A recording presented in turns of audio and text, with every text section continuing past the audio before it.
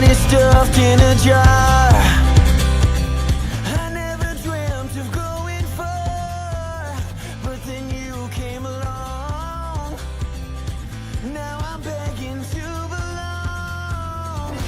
I can't give you anything that wasn't free. If love is all you need, then tell me you believe. Baby, I got nothing left to lose. Go on and take my heart, it's right in front of you. Nothing left to lose. I'ma make you mine if it's all I ever do. Mike.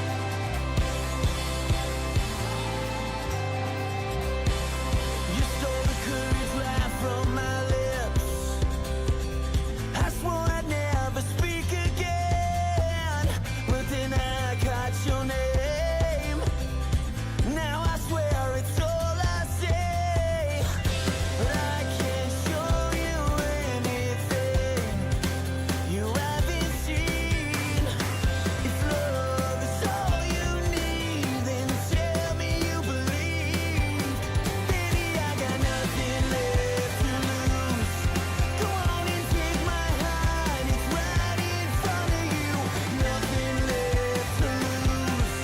I'ma make you mine if it's all I ever do.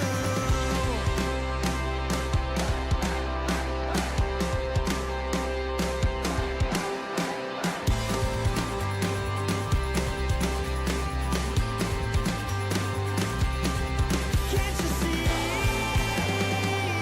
Girl, you deserve the air of love. Who wanna breathe, so tell me please.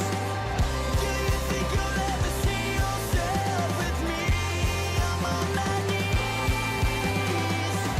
Come on and put me out of my sweet misery. Set me free. No, this time won't last for long if you don't let me breathe. And I can't promise you anything, but all you'll ever need. Live that force and see. Yeah, tell me you believe. Baby, I got nothing left to lose. Go on and take my heart, it's right in front of you. Nothing left to lose. I'ma make you mine if it's all I ever do. Nothing left to lose. Go on and take my heart, it's right in front of you. Nothing left to lose. I'ma make you mine if it's all I ever do.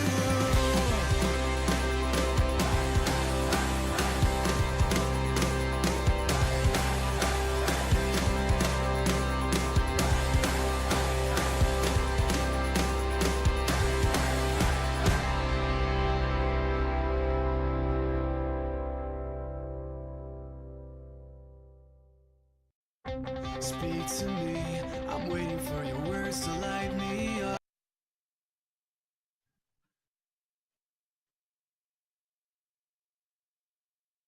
Mic check.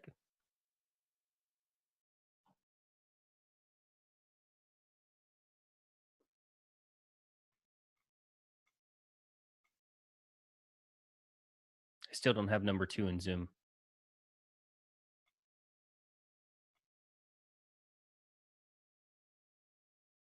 It seemed like a rough morning.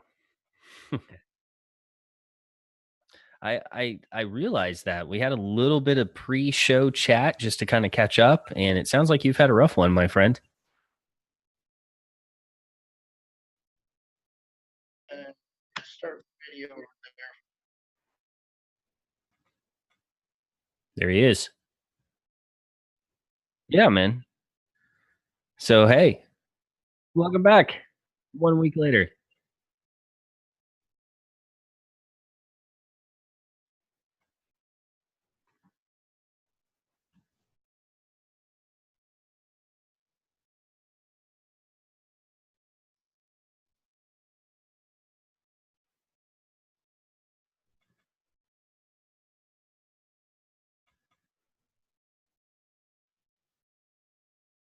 Mhm.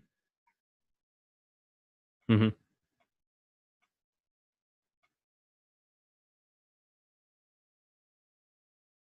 Hmm.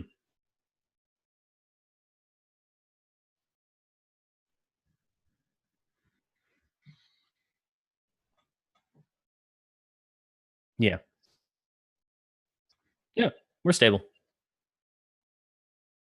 So get comfy there. So I guess as far as me making the comment about you having an exciting week, I'll just get it out of the bag here and be like, you almost died this week. I mean, it might not have been that bad. I might be over dramatizing it just for the cast here, but you've kind of had a rough week as far as your health goes. And I want to throw that out there just to see if I can get you all peppy later because I know you're not feeling 100% right now.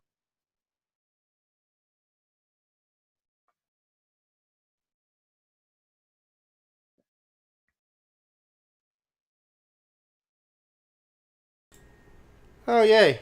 Okay. So, yeah, the fucking joys of live streaming. So my mic was muted for that. Interesting. But it's on now, and you're on. French-tastic, good morning. Thanks for being here, bud. You didn't miss anything. We got a late start here because I was having some internet issues. But so yeah, you were mentioning so Sunday evening. I started to feel like a cough coming on, and I wasn't too stressed about it, you know. Um, just figured it was going to be a cold, and then the next day I felt it pretty solid, and I was getting the whole yellow phlegm mucus shit, you know. And I know Mm. when you get it's viral infection. So I was like, oh, yeah, great. You know, fucking holiday weekend, gonna be sick. Awesome. And 2 days into it, I tried for Monday and Tuesday. I tried streaming, but I streamed with no camera because I was just out of it, man. And I don't know. Like, I'm sort of glad. No, I'm not glad that I streamed.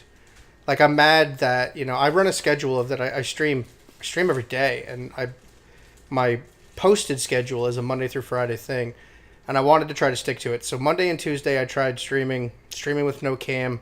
I wasn't happy with the result. I watched playback on it, and I could just hear it in my voice. I wasn't enthusiastic. I wasn't really happy to be doing it. You know what I mean? Sure. And that kind of irritated me because I enjoy doing this. I enjoy streaming. I haven't played Dead by Daylight all week, man. I'm fucking itching bad.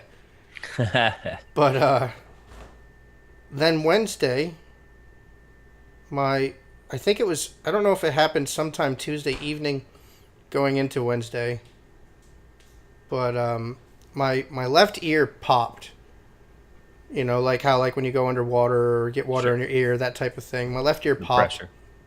Um, Today being day 4 of my ear has still not unpopped. So my left ear is, and it's got me funky. It's got, as far as like the cold side of it, not really bothered by it anymore, to be honest. I'm going to do everything I can to not cough or sniffle a little bit. I should be good.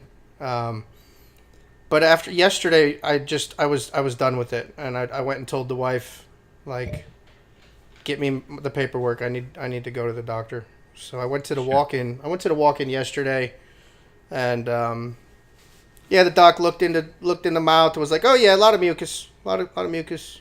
And then I told him about, he was like, I've been seeing it going around, you know. He said what it is it's a sinus infection, and the problem is that it's draining down your throat. So now it's in the chest also. So then I told him about the ear, and he looked in the ear, and he's like, "Yeah, that's infected as well with the canal. I don't have It's not an ear infection. It's the canal is infected with the mucus. If that makes any sense. There's a difference. There's a little bit of a difference between the two." So I don't have an ear infection. It's just that the sinus infection, the mucus buildup, is blocking the valve in the ear from opening back up. Sure. And it's got me. It's funky. Like I can hear, but it's not muffled. It's like I said. You've had your ear popped before, so it's weird. It's not muffled. I can hear, but it's different. Yeah. Meanwhile, my balance is off. So after I told him about the ear, he's like, okay, well, what I'll do is I'll give you a shot of blah blah blah blah blah blah. You know, I'm like, what? I don't. At this point, I don't go to the doctor for shit. So I'm just like, whatever. Just you give me whatever you need to give me. So he gives me a prescription for some pills, which I've been taking since yesterday. But he mentions a shot, you know, and the nurse comes in, and she's like, all right, just sign here for the shots, which it turned out to be 2 shots he was giving me, and Oh, he lied to you. yeah, well, I wasn't paying full attention, but he's like, okay, so she comes in, she's like, here, you got to sign for the shots, and then she's like, all right, drop your pants. And I'm like, drop my pants. Like, no, I'm sorry, I'm married, ma'am. Yeah, I'm like, what are you talking about? She's like, oh, the shots go in your ass. And I'm laughing at her. I'm like, are you fucking serious? And she's like, well, you don't have to take it. And I'm like, no, it's fine. I'm like 40 years old. I've never taken shots in the ass before. You know? Not counting, maybe, I know when you're a baby, I think you get a couple shots in the ass. I'm pretty sure. Some sort of, you know, polio maybe goes in the ass or some shit like that. But nothing that in my knowledgeable brain have I ever been injected in my ass. Twice, for that matter. So That's what she said. Yesterday, so yesterday was a new experience, getting shots in the ass. My ear still hasn't popped, but I don't have the sinus pressure pain from it anymore. But Sure. it hasn't, like, I try the yawning and it almost goes and then it doesn't. You know, like it's been a little irritating. Sure. But Well, sniffle if you must. I mean, we're here to have a little pod chat, so it's kind of the weekly thing we do. If you need to pop that earbud out of that irritated ear, I'm cool with that. I'm not sure if that's going to bother you. In Yeah, your ear for 2 hours. it's been annoying. It's just it's more that everything's not normal is what's annoying about it, I Sure. guess. But Sure. how was your Thanksgiving? It was good, man.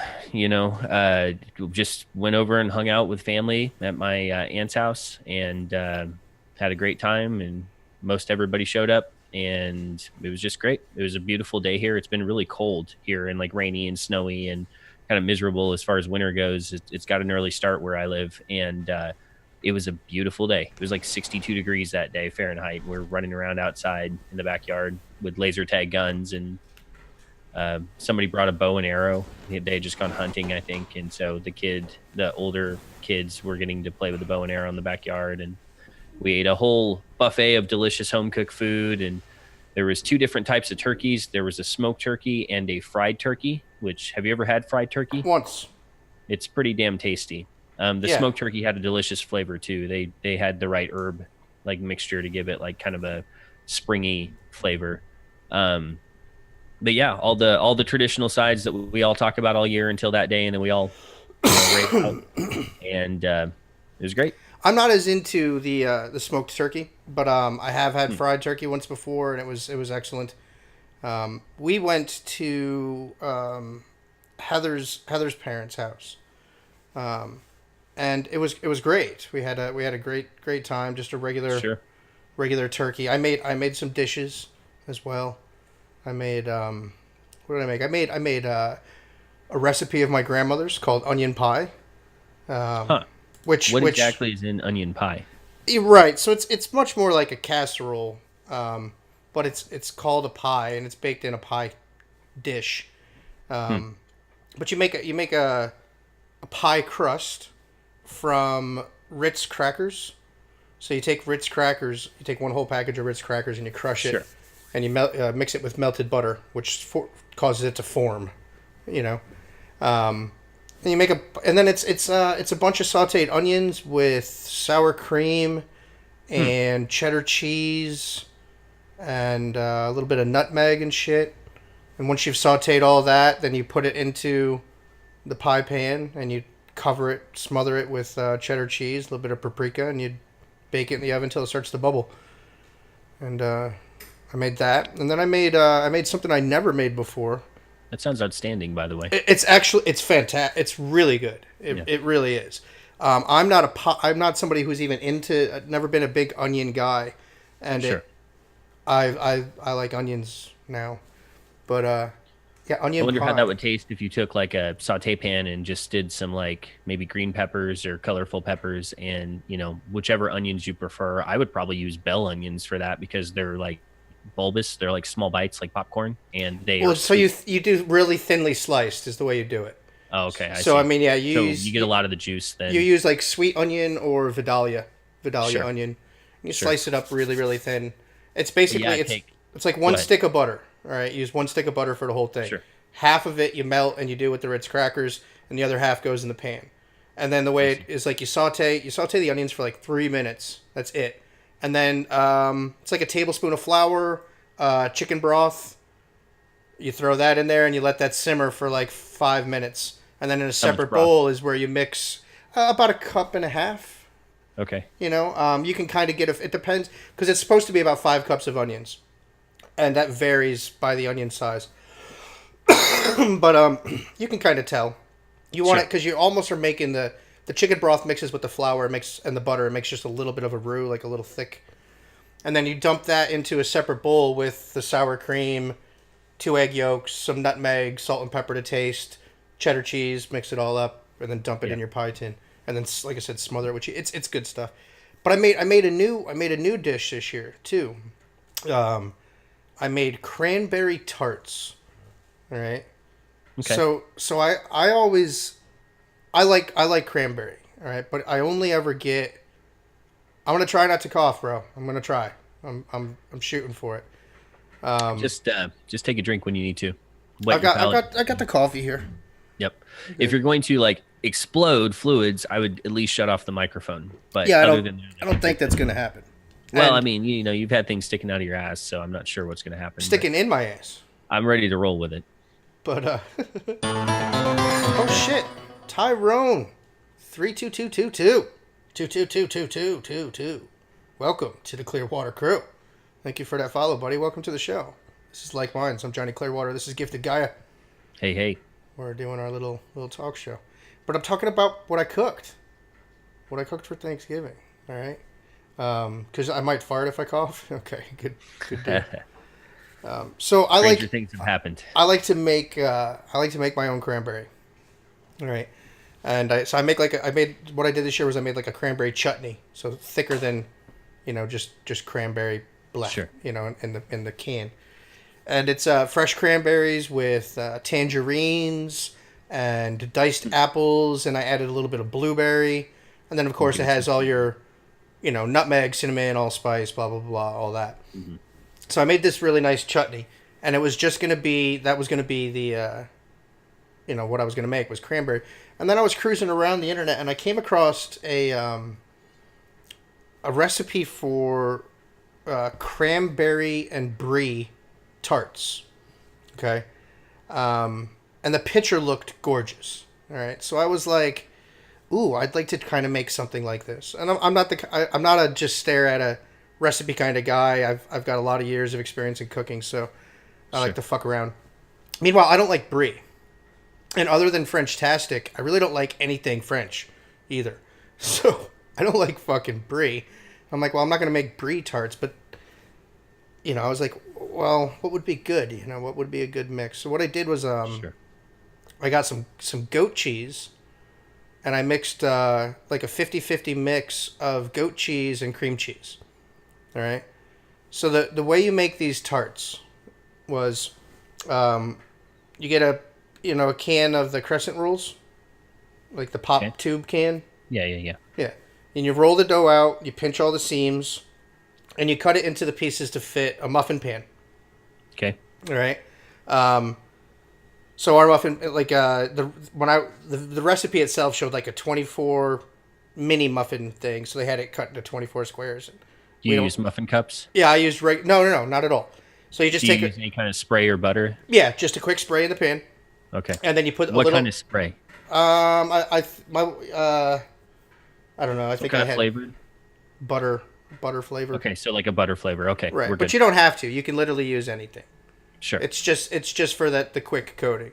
All right. So you spray the pan. You put the little pieces of the pastry into each thing, and then I took the cheese mixture, the goat cheese and the cream cheese, and put big globs of that all the way in, and then you smother it with the chutney, so it's covered now in all this cranberry stuff that I made, and then sprinkle the top with crushed pecans, and then you just bake that in the oven until you see the croissant turn brown, and that was it. Dude, it was fucking so good. I loved it, man. I got a couple left. I'm super excited. That tastes pretty good, I bet. It was banging. It was really good, man. Yeah, I love to cook, and so I'm sitting there listening to the recipe, and the reason I got so detailed with that is because I want to know the step by step, because I might try some kind of part way version of that, but also with my own twist. Because as you were talking about how you'd cook it and what you would do to it, I'm thinking about, yeah, that sounds good, but I would do it this way, or yeah, that sounds good, but I would add this flavor. And that's how I am with recipes. Like I see something that's visually appealing, and then I go, how would I want to play with that? Because like I said, the recipe was for brie, and I don't like brie. I love cheese, but brie's not one of them. Yeah. And I did want gorgonzola. I wanted to mix goat cheese with gorgonzola was what I was going to do, but the wife wasn't able to find gorgonzola, and I was sick, and I didn't feel like going to the fucking store. Sure. So I was like, shit, what do I do? And then I saw, we had a ton of cream cheese. I was like, oh, you know what? Some goat cheese and cream cheese mixed together, probably really a nice blend. But it was, dude, it was fucking great. I loved it, man. I like to cook. So Thanksgiving's a blast for me. Yeah, I just enjoy, like, I typically don't have to bring anything. That's not expected in my family, because there's enough other people that have been doing it forever, and they've all collaborated, and then people, cycle into the family through, marriage or, affiliation or however. And, so I've kind of walked the line of not having to cook in our family holiday things. So, I really do think that it's maybe next year you've inspired me, and I might try to cook something and bring it. Just because you were talking about, how much you love Thanksgiving, and I also love Thanksgiving, but I've never experienced that to like actually bring something that I've made. So, oh yeah. It's what's interesting is like when you do, you're like, hey, make sure you go try that. Make sure you go try this. Oh sure. My wife, like she made like some sort of corn casserole thing. Fucking delicious. I ate more of that than anything. Yeah. But yeah, man, it's been it's fun. It's fun to make food, especially when you don't need to. When you don't have to, it's even more fun then. Because you're like, I'm doing it then just for the fucking, because I enjoy it. I prepare 3 days in advance to fulfill my purpose, which is just to go there and eat as much delicious food as I can. Yeah. So. Oh yeah. Well, I mean that's that's part of the game plan too. That's what it's all about. All right, man. Well, Thanksgiving 2018, I think covered in full. Yeah, I mean, dude, I love till next year. It's Thanksgiving's like a hit and miss holiday. It's like if you're able to have the right company, it doesn't matter if you have the right food. You know what I mean? Sure. Like it's just the gathering part of it is great. Plus to sit around on your ass and watch some football. I have a couple. I had some bourbon and cokes. Just a couple though. But, sure. It was hey, you mentioned since I just happened to mention fucking football. Football. Let me say this for starters. Okay. After this week, my New Orleans Saints are the number one team in the entire NFL right now. Baller. Baller status. That makes you feel pretty good, doesn't it? Hey man, 10-1. We are tied. We're tied with the Rams, but we beat the Rams. So because of that, we're in the number one slot. We're the number one team in the NFL, baby. Woo! But you had made mention to me earlier. Mm-hmm. The Monday game, and I didn't watch it. I was sick, but you were saying something like you heard some, and I have a feeling you didn't watch it either, but you made mention of it. So what happened Monday? Who played Monday? So I just mentioned it in passing. I can't say that I'm so much of an NFL fan, but my girlfriend has drawn me in this year, and she's in the chat rooting for her team right now, which is the Chicago Bears. Sweet sarcasm. Thank you for the follow. Welcome to the Clearwater crew. Welcome to Like Minds. I'm JonnyClearwater. This is GiftedGaia. It's a pleasure to have you here. So Monday. So we've been watching the Bears, and the for the most part, I have a regular schedule where we watch the Bears whenever they play. However, there was a game that caught my attention that was happening Monday night, and that was the Kansas City Chiefs versus the LA Rams. And both teams, I think, were 9-1 going into that game, if I remember correctly. And I'm not necessarily a Kansas City fan, but that is the prevalent team that is rooted for where I live. So like my family members and a lot of my friends, they're all big Chiefs fans, and they all have big, watching parties. And it was the Monday night game, so that little added, spotlight on the game. And I came so close to watching that game. My girlfriend and I even talked about it. But we had previously watched football on Thanksgiving Day, and we just kind of we don't need to watch the Rams versus the Chiefs, so we tuned out. And I guess what happened the next day was I was driving to work, and I listened to the radio, like newscast radio, and they were talking about the Chiefs-Rams game. And I thought, this is NPR. Why are they talking about football? It kind of threw me off. And that's apparently they had one of the better games of all time. It was a complete back and forth. Like one team would score, the next team would score, one team would score, the next team would score. Both teams ended up with over 50 points. I can't remember the final thing. I want to say it was like 51-54 or something. It was within a field goal, but they were both over 50. Wow. And I heard a statistic on the radio saying it's the first time in NFL history that both teams had scored over 50 points in a game ever. It's always close, but somebody's like 49 points or something. So I missed all that, and I'm sad that I did.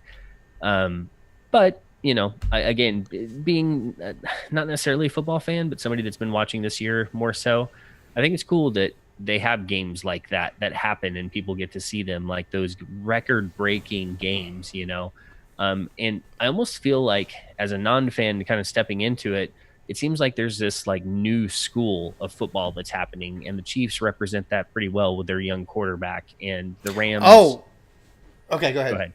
No, that's it. Go for it. No. I'm still listening to you. No, I feel like that feels like new football. Like I'd love to see. Okay, so I think as far as how exciting that is, I'm pretty sure I'm gonna listen. I'm gonna just talk for a second because I got to Google something to make sure that I'm correct on this. Okay. Because I have a feeling. So the Chiefs also played on Thanksgiving. No, I don't remember. I don't think so. I'm pretty sure. I think this is their bye week. I'm pretty sure they played on Thanksgiving, man. So they played Monday and Thursday. No? I don't. You could be right, but I don't. So wait, isn't the Kansas City Chiefs? Isn't that the team that in the game prior lost their starting quarterback? No, that's the Chicago Bears. No. Well, the Bears did. Trubisky did not play this past week. He has like a shoulder injury, I think is what I remember hearing somewhere. He was on the sideline. He was not in gear. So, and their backup, Chase Daniels, was in there. And the reason I know who that is specifically is because he is from a local college, like real close to where I live. And when he was in college, he was a total record-breaking running quarterback and was very exciting to watch. And so I paid attention a little bit as far as it being in the local media here. So how's your Google going? It's just a hair slow, but only because I'm waiting for something to crash.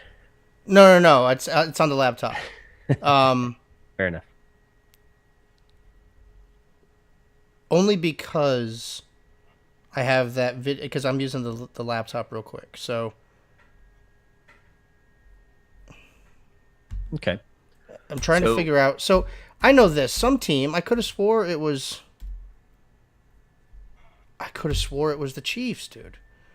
Lost their starting quarterback. No, I would definitely hear about that. I'm sorry. It was the Redskins. That's why. That's why I said, wait a second. I know somebody did. The Washington Redskins. That's who it was. They lost their starting. Yeah, there it was. It was the Redskins and the Cowboys, Falcons and the Saints, the Bears and the Lions. That's who all played on Thursday.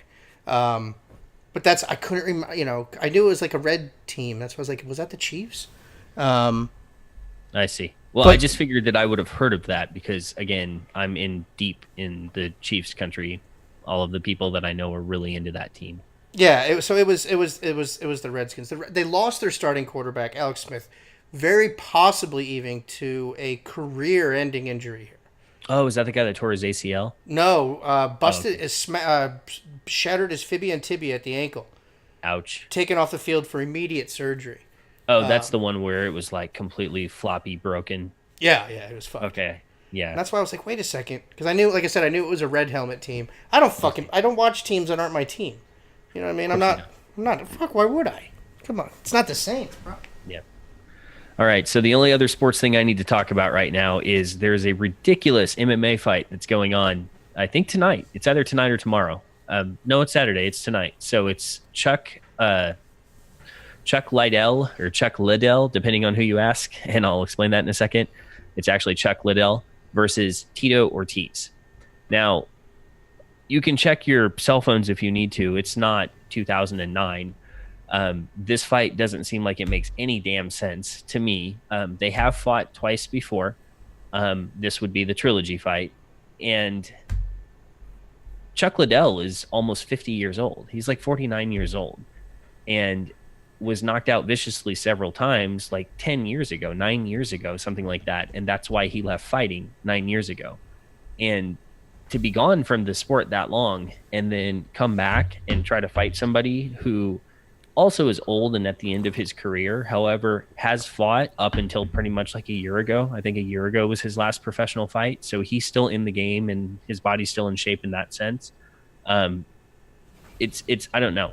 And anything could happen. It's a fight. So regardless of that, age difference or being out of the game that long or whatever, Chuck Liddell could still go in there and knock Tito out. But as far as talking about how janky this is, the organization that's throwing it is owned and operated by Manny Pacquiao.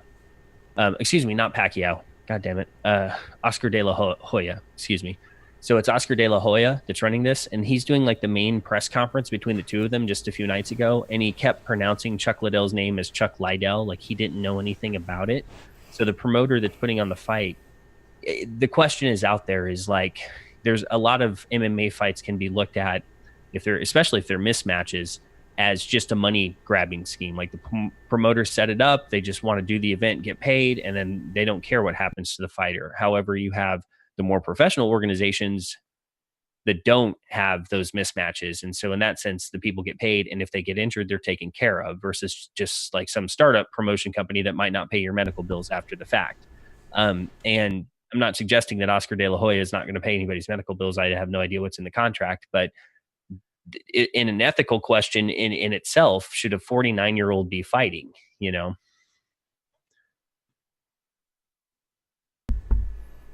I'm listening to you, but go ahead. Okay. So, for the most part, I don't know. I'm as far as not being in football in those communities deep, I'm definitely in MMA communities deep. And I'm not sure that a 49-year-old should be fighting, even somebody that's a legend that had a storied career that closed like 9 years ago in some sense until tonight. What do you think about that? There's no 49-year-old football players. Well, it's Chuck Liddell's fighting Tito. Is that right? Yes. And aren't they both old though? Oh, I'll Google it real quick, but I'm pretty sure Tito's like 43. But I mean, I know that they both fought in the same timeline. Oh yeah, back you know in what I the mean. day. So yeah, so I don't see it as an issue. Not at all. You don't see it as an issue. Fuck no. Tito is 43 years old. That's how much I know about martial arts. You're like, how old is that fighter? I'm like, I think he's 43. So, yeah, I don't see that as an issue. Okay, so a 43-year-old can fight a 49-year-old if they're both of sound mind and strength and evenly matched. Right. I mean, I would think that they are evenly matched, haven't they? They've fought each other before too, haven't they? They've fought each other twice before. Right. That's what I'm saying. So, these are guys that know each other, familiar with each other. Does that? Yeah. No, dude. It's got a whole. It's a fucking laptop plug-in.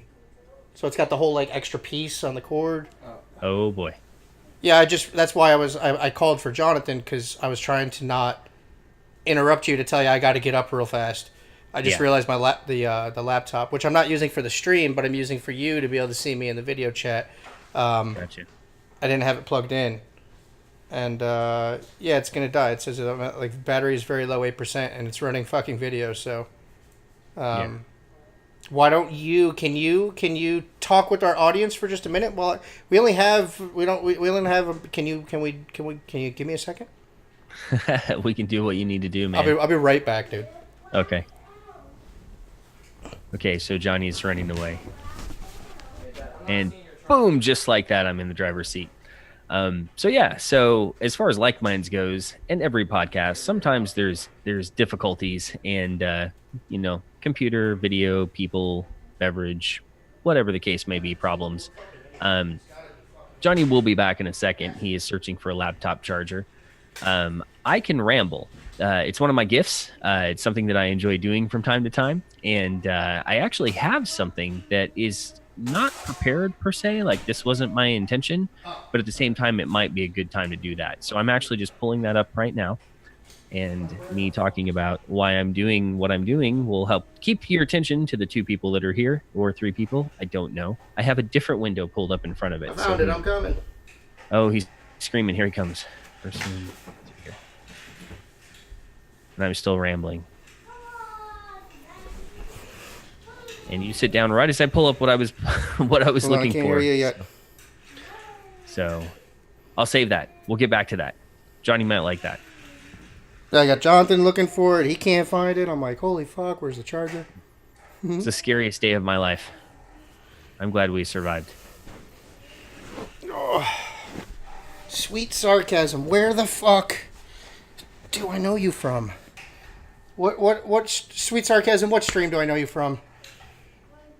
It's an interesting stream name. Sweet. Yeah, sarcasm. And I know that I recognize the name, so it's going to be like...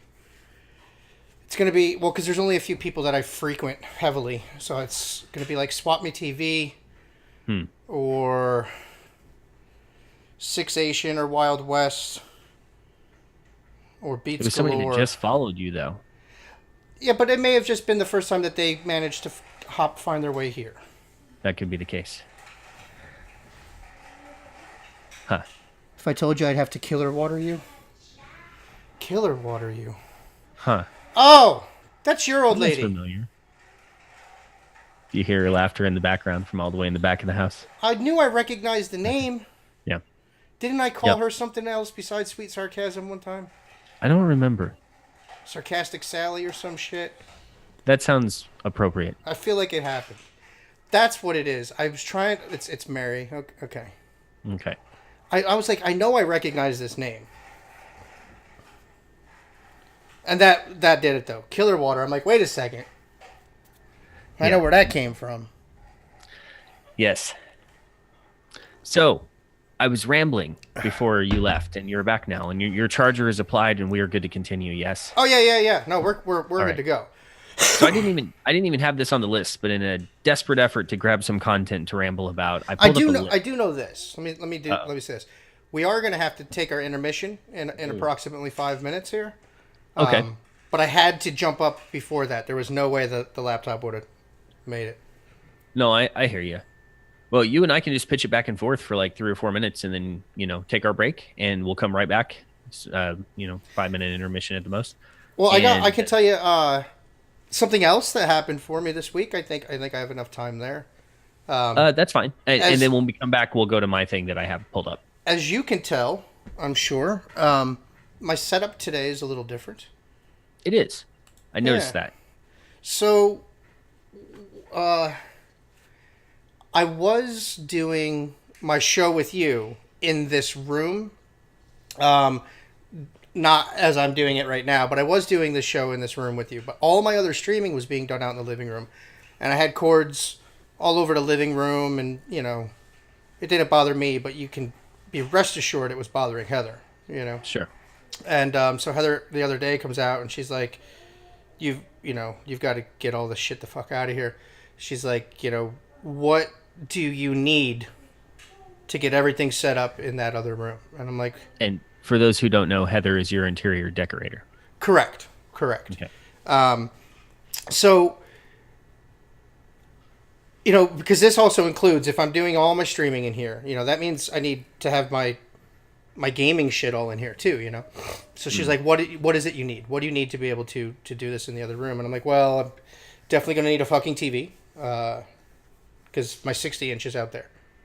And I'm like, and it has to be a decent fucking size because I got to be able to play my fucking games on a decent sized screen. And I said, probably a chair, and then, we started, she's like, well, go find one now. So I started, I found a nice used TV. I got a big 55-inch and just realized, I'm not going to want to sit at this giant dining room table with a chair either. So I was like, probably a couch. So I ended up getting this beautiful fucking couch. It was a floor model from Rooms to Go. So Slightly used casting couch. Yeah, well, it was a floor. I mean, it still had all the stickers on it and everything. I mean, it's brand new. It was a floor model. But, yeah, it was 600. She looked it up when we got back. A $650 couch got for $170. Ding, ding, ding. Yeah, so Thanks, consumerism. Yeah, I had to have Jonathan come help me and move because this room was packed full of stuff. There was all kinds of different things in here. It was almost like a storage room, and I just had this little area gutted out for us to be able to do this show. But yeah, so Jonathan came over for Thanksgiving for the week, and he helped me the day he got Wednesday night. We got everything out of here and got it rearranged. For the most part, it's not 100% complete, but this is where I'm going to be doing all my streaming now. Nice. Yeah, so I got a new streaming room I'm pretty excited about. So yeah, I got the couch laid back now instead of sitting at a chair and leaning at a big table. Yeah, you need to get an arm for your microphone so you can pull it down in front of you. And then when you move around, you can move it around. Well, I mean, I don't play once. I mean, if you know how my couch movement is stable.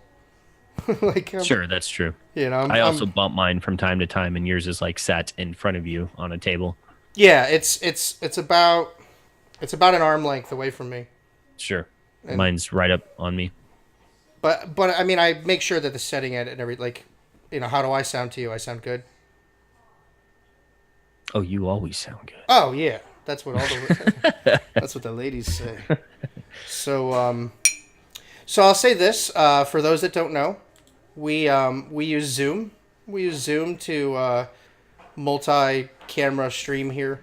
Yes, and Zoom's a great program. We tried a couple of them to try to get the best results, and Zoom was the one that met our needs perfectly. However, since we're cheap asses, right? So there's a free Zoom, and the free Zoom allows only 2 people in the chat.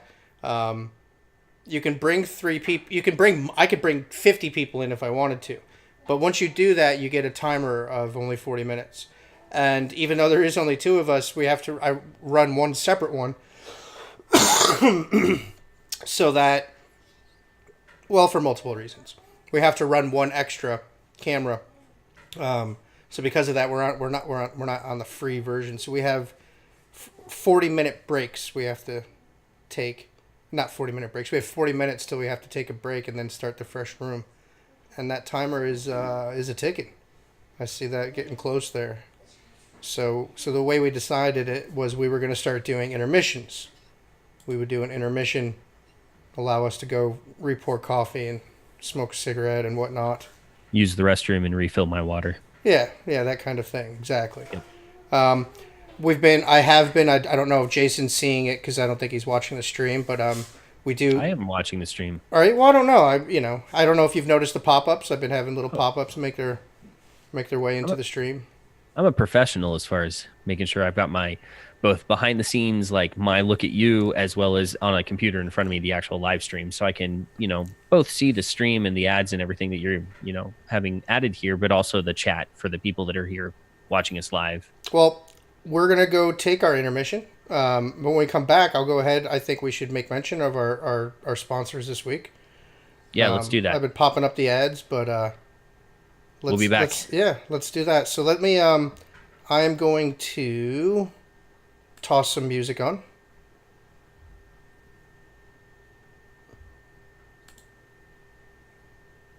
It took me years to get where I'm at right now, and I don't want to mess it up.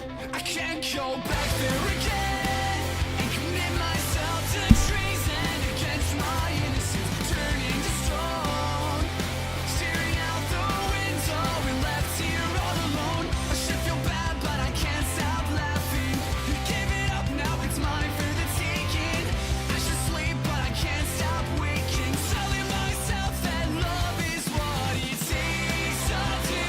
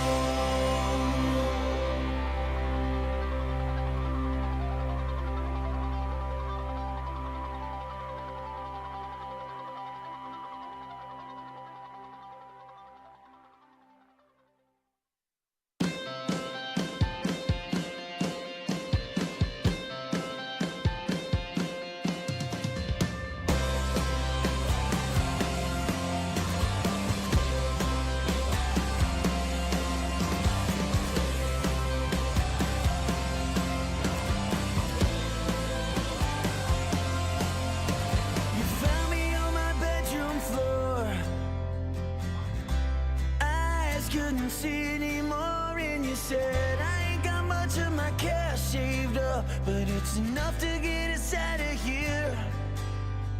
You saw a shadow coming our way. Your heart suddenly stolen away. And so while you ran while the night got rough, saying keep your money, mama, I'll just toughen up for you. I won't let love, I won't let love, no, no, I won't let love push me around.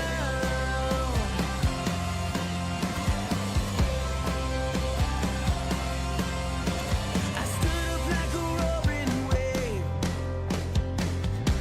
blood boiling in my veins, and I said, you ain't gonna raise another red my way if you wanna see the light of day.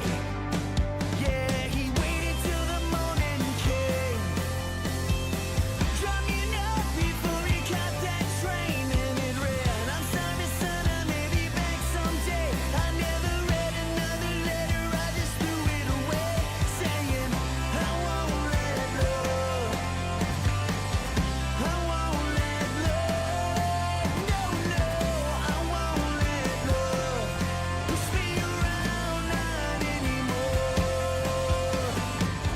I won't let love, I won't let love, no, no, I won't let love push me around, not anymore. Yeah, I still hear the sound of wrath coming down from that mound of empty cans, to burn your lonely brand, to mark these weary hands. Go on and give me the weight of the cross you made, and I swear I'll make it stand. And that will be the better man. That will learn to love again. That will be the better man.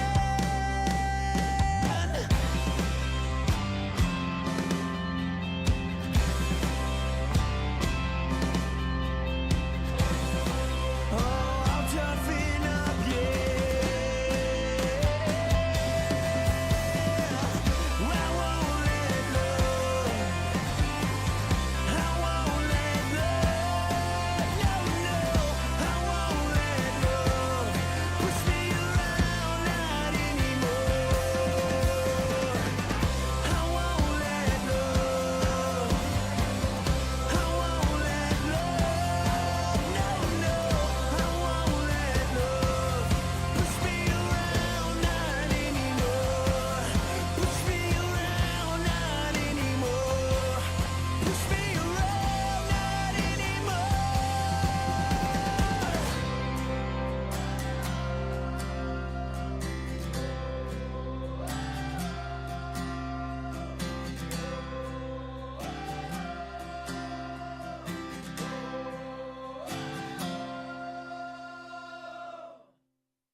We burned all the witches, we set the world on fire. We sang with candles in our hands. And this could be an anthem of what we're coming to. Giving guilty credit to you. We cast out the demons, then we'll drink another round. We stand where no one's to be found. And I could be the prophet of these unholy truths. Never mind the state that my soul is in. And oh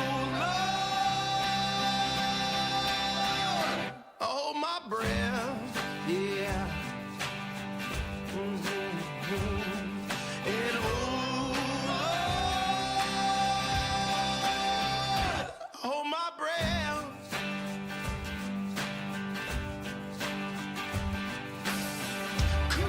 Come on, it's a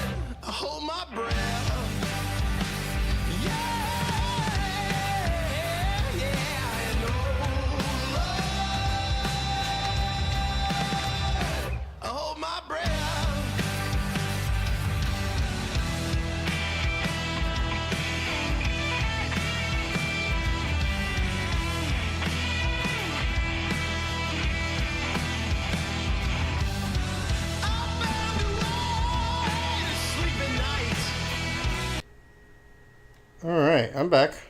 Hey, he's back, and I am back too. All right, I had some music running there for a second. So let me tell you about this list. I left them on a cliffhanger. I want to finalize that thought. You had a list. I do have a list. So I like to watch people, and I like to, I don't know, study them in some sense. Like, I'm not a people watcher, though, if that makes any sense, because I know people that like would go to the airport and just sit down and watch people as a pastime, as something to do for fun or for observational purposes, I guess. That's not odd at all. Huh? I'm sorry? I said that's not odd at all. Well, it's, No, that's they fucking define weird. themselves as people watchers. So I can't say that I'm like that. But if I'm in an environment with a lot of people, I played a lot of first-person shooter video games. I like to scan the horizon and just check everything and just keep my head on a swivel. So I'm observant of my surroundings, I guess would be the right way to say that. But as part of what I do, you know, for job purposes, I was at a sale one day that I was working at, like a garage sale. And I basically just started taking notes as far as the people that came through that were just weird or complainers or just the strangest interactions. And then I had that list as a document, like a Google document. So it was with me. And then I did another sale at an estate sale at a really nice house. And I kept a list of the people that I interacted with there too. As far as it's not necessarily a complaint list, we'll say, but it's just there's interesting stories there, I think, if you're interested in hearing that. I'm interested in listening to you talk about anything. Okay. That's what we Okay. do here. Yeah, I appreciate that. So the first one is the discounter, and that's the person that comes to the sale that immediately wants like a 20 to 50% discount just because they're standing there. I'm not that person in real life. I just pretty much roll with things. So haggling's fun, but not like a 50%, you know. This isn't Pawn Stars. I'm a haggler. Okay. I'm a haggler. All right. I got There's they wanted 200 for the couch. I got it for 170. That's true. That's true. I got an entertainment stand that I bought too. They wanted 50. I got it for 30. It never hurts to ask, I guess. Yeah. I mean, There's the storyteller. That's the person that's out in public and picks up an item and then just starts talking about it. Like there could be three strangers standing there and they're telling you a very personal story about their childhood because of that item. And I understand, like, I'm not trying to be, you know, unempathetic as far to as strangers now. Just as far as me working at the sale and the people coming through the sale that I've never seen before in my life.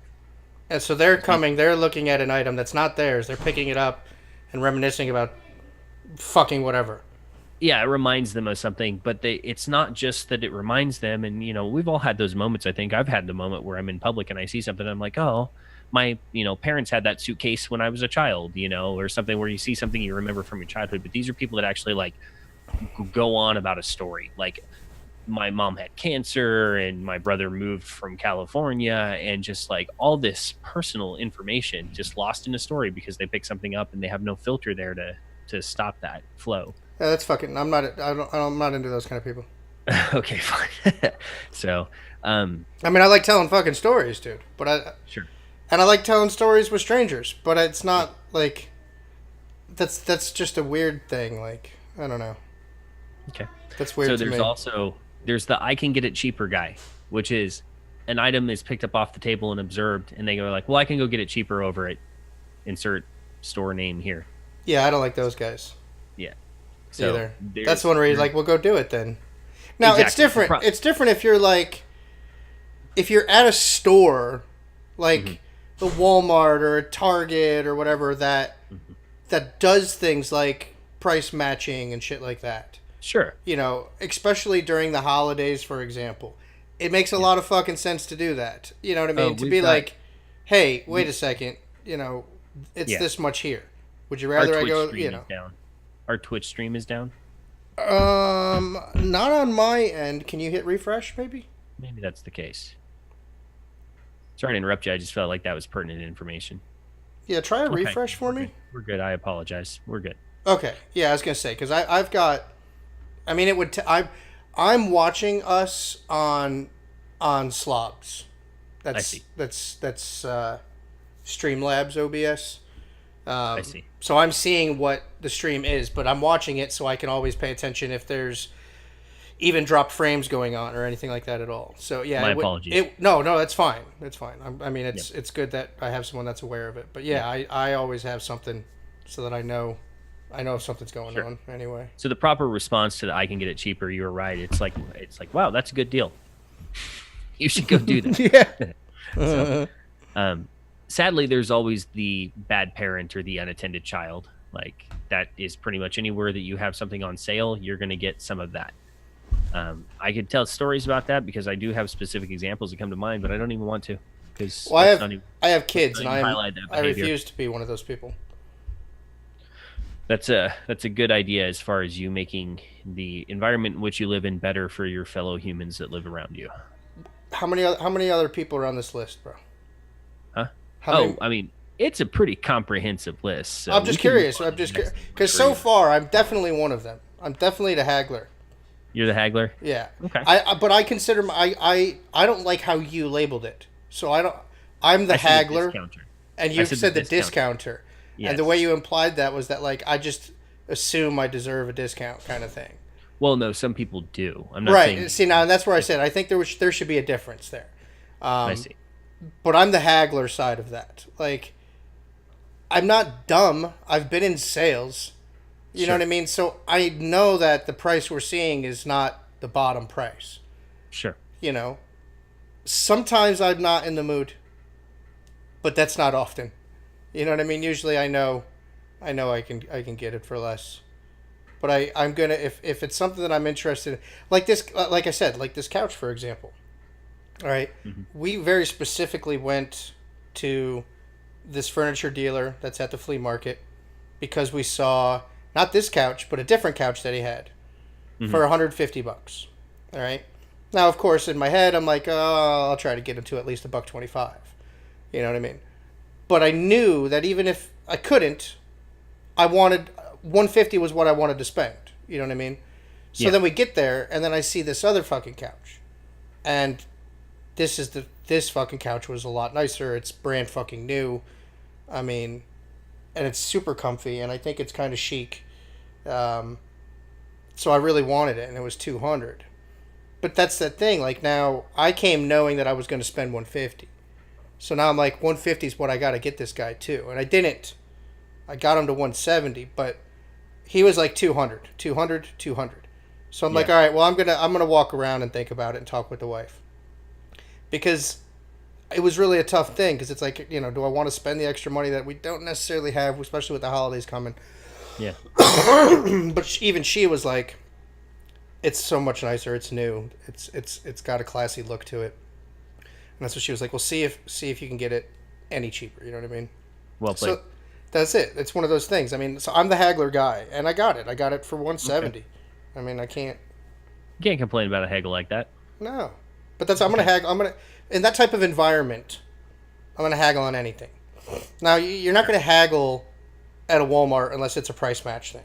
All right, but any sort of I don't want to specialty stores are haggle friendly. You know what I mean? If you're at an electronics only store, you know you can get a better price on things like that. Just like a car dealership, you're supposed to fucking haggle, dude, or you're the sucker. You know? No. I'm not saying you're not supposed to haggle. What else? Let's hear this. What else is on the list? All right. Here we go. So there's the toucher, who's the guy that walks around and picks everything up and has to hold it and feel it. And like almost, I mean, I'm okay with you holding a shirt up in front of you to see if it, you know, looks like it might fit you, but to actually try the shirt on might be over the line a little bit. Or somebody that actually opens a bag that's sealed just to try like a new clothing item on, or like a perfume item. Like I've had people open up new boxes of perfume, take it out of the cellophane, spray it, decide they don't like it, and leave it sitting there. I partially fall into this category. Okay. I partially fall into this category.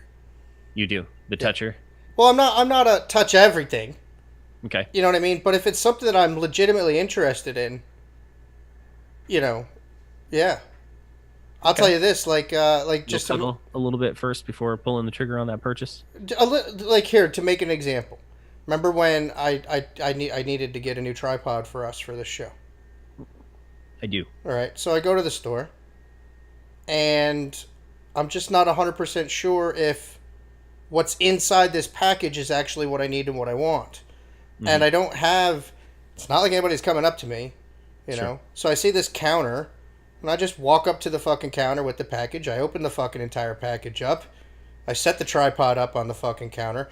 I go get myself a fucking chair and sit down in the chair and pretend that I'm sitting with my fucking cam on top of it, trying to determine if it's exactly the right height I want. And I'm, you know, bending it and moving it and seeing if it moves the way I want. And I'm like, I didn't like this one. So I put it all back together, stuck it back in a box, put it back on the shelf, came over with another one. You know, opened it right the fuck up. Like, is this going to be, you know, so I'll do some shit like that. Now, you know, that's, but well, because you mentioned opening the package. And I definitely do that sometimes. What else? There was another one recent. Oh, the lamp. The lamp I have over in the corner there. It didn't say anywhere on the package, nor showed in any of its pictures, how many light bulbs it held. Sure. So I took it right up to a fucking. It was near. I found it near the paint section, like, you know, where you can buy paint and shit. And of course there was nobody there either. So I just took it up to the fucking counter, ripped the whole fucking package open, and took it all apart. And was like, oh, okay, it only holds one. Sweet. Yeah. And then I put it back together. And it wasn't. I knew I was gonna buy it. So what the fuck? Technically, it's mine. Yeah, I haven't paid for it yet, but I know I'm buying this fucking thing. Sure. But I gotta buy light bulbs too. So I need to know how many fucking light bulbs I need. Yeah. And I can't get anybody to fucking help me. So fuck you, I'm ripping this shit open. I like that, you know. It's a little bit of it. A little bit of toucher entitlement going on there. Okay. Well, I've got one more, and then honestly, again, it's a comprehensive list. So we could even do a little segment every week where I just read 4 or 5 of these to you, because I literally have maybe, I don't know, 50 to 100. Okay. What's next? It's just the people that I've observed. I started keeping a list one day, and I pretty much did like 2 or 3 sales worth of people, just writing down the weirdos that came through, or observing behavior that I thought was, you know, over the line socially in a, you know, setting with other humans that you don't know. You don't necessarily do stupid shit. So the last one, just to end on a stupid shit one, I guess, would be the not for sale guy, which is pretty much there are 3,000 items here that are for sale, but that one's not. And of course, that's the one you want. You know, Can I ask? I gotta ask you though, why is it not for sale? Okay, so the story I'll tell you will explain that. So I used to help a flea market where they needed like counter staff, and I knew the owners, and so I'd fly in there and just stand there and drink beer and talk to the people that walk through the flea market, check anybody out that bought anything. And it was arguably the most chill gig I've ever had in my life, because it literally was like we'd order Chinese food every weekend. We'd, you know, have alcohol every single weekend on the clock, you know, just sitting there hanging out with people. And so there was a person that came through at one point, and he went to the very back booth, which is one of the bigger and probably the one that did the most business every month. And it's a beautiful booth. It had all this stuff all over it that's pretty cool. And he literally climbed up to a shelving area that was like, there was a light that was there, and like a little gooseneck chrome light.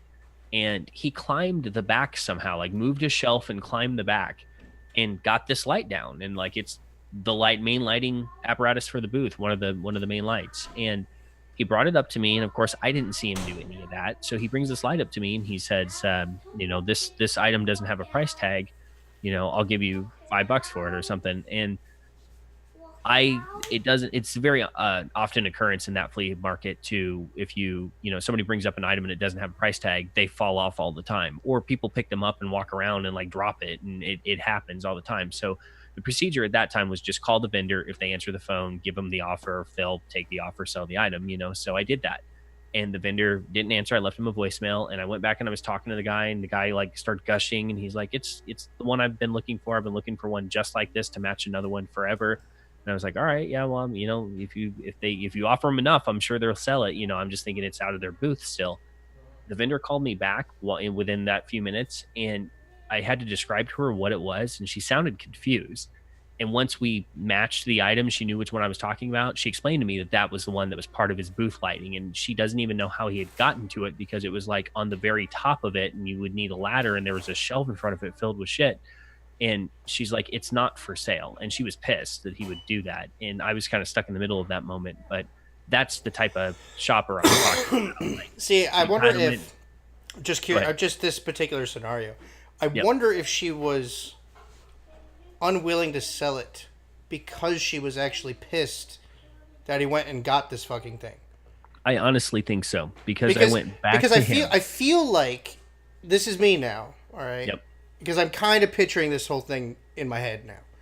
But I feel like if there had been an example where, say this person came to you now and was like, hey, I see this light over here, you know, can you tell me anything about that light up there, blah, blah, blah, blah, and brought you to it. And that's when you would then realize that's very likely not for sale. Let me call the vendor. And then you said, hey, look, he happened to see this, and you took that approach. They might have been much more likely. But even the fact that you just said she was pretty pissed, because you're talking about a guy who now climbed up and did all this shit, you know, which of course I would assume puts other items at risk of being damaged in him doing so. And right. Well, I didn't know any of that occurred until she told me. Like that's what he did, but I didn't see him do it. And so when I explained where it came from, she had to explain to me that that's where it came from. Because everything's for sale, dude. What's that? You know what I mean? Everything's for sale unless it's already sold. That's what I told him, and she was not that type of person. But again, that's very likely why, though. It's probably because of the way he went about getting to it in the first place. I agree. I think that's probably what happened because she was angry right off the bat when we connected as to what item we were talking about. So yeah, I wouldn't like that either. No, some dude was fucking climbing around doing this, that, and the other fucking thing. You know. So the purpose of this list, I guess, was to pretty much like look at examples of either entitlement or just lack of social norm or any kind of filter or, you know, those weird occurrences that are just like little bubbles of bad vibration that float through the room and then they bounce out. So I've got quite a few of those. We decided that you're maybe 1.5 of those characteristics. I assume you're not the guy that would move the shelf and climb the wall and take down the No, structure. but if I saw it and I knew that, like, dude, I want that, I'd come get you. I'd be like, hey, what's the deal with that? You know what I mean? Sure. Like I'm that I hate, because I do know like I said, everything's for sale unless it's already sold, and I hate being in places where there is a sign on it that says not for sale. And it's like, then don't fucking have it here. That makes some sense, but at some point you have to decorate the space too. And if you have something that's not for sale and it happens to be there, well, then stick a sticker on it that says sold. I think that's a better way to handle it. Because that's not a bad idea. Sold implies to me that, look, someone might have just bought this minutes ago, right? And this will be getting transported later today, et cetera, et cetera. You know, but not for sale. That's, to me, that's a challenge. It's like a roadblock. That makes a lot of sense because it's like a psychological roadblock. You're just like, you know, oh, I can't. Or no, you know, it's something negative in that sense as far as a letdown. But if you write sold, it's still letdown, but you want to create a sense of urgency in a sales environment. And so if it's sold, that means things are selling and maybe I should buy something before it sells, you know. Right. Like that's my take on it. What's that? That's my take on it. Like, no, I hate seeing things that have a sign that say not for sale. And I'm like, yeah, I like that. Get it the fuck out of here, then. Because you know, space fillers, fill it with space with shit that's for sale, motherfucker. Space? You're talking about space, like UFOs and shit? Oh, you like that segue? I see what you're doing there. Yeah. So we had a conversation last week, and we both agreed that it was a good conversation, and we should spend a little more time than we had to talk about it. So I think we should just talk about it for a little bit. Space. It's interesting. The space between. So Jonathan's here this time. And Jonathan is your oldest pool decorator? Yes. Yeah. No, he's Jonathan's my oldest son. Mm-hmm. So yeah, we got into you were asking me if I believed that, you know, there was an experience that happened, and you were asking if I believed about, you know, if this experience did happen, kind of thing, you know. Sure.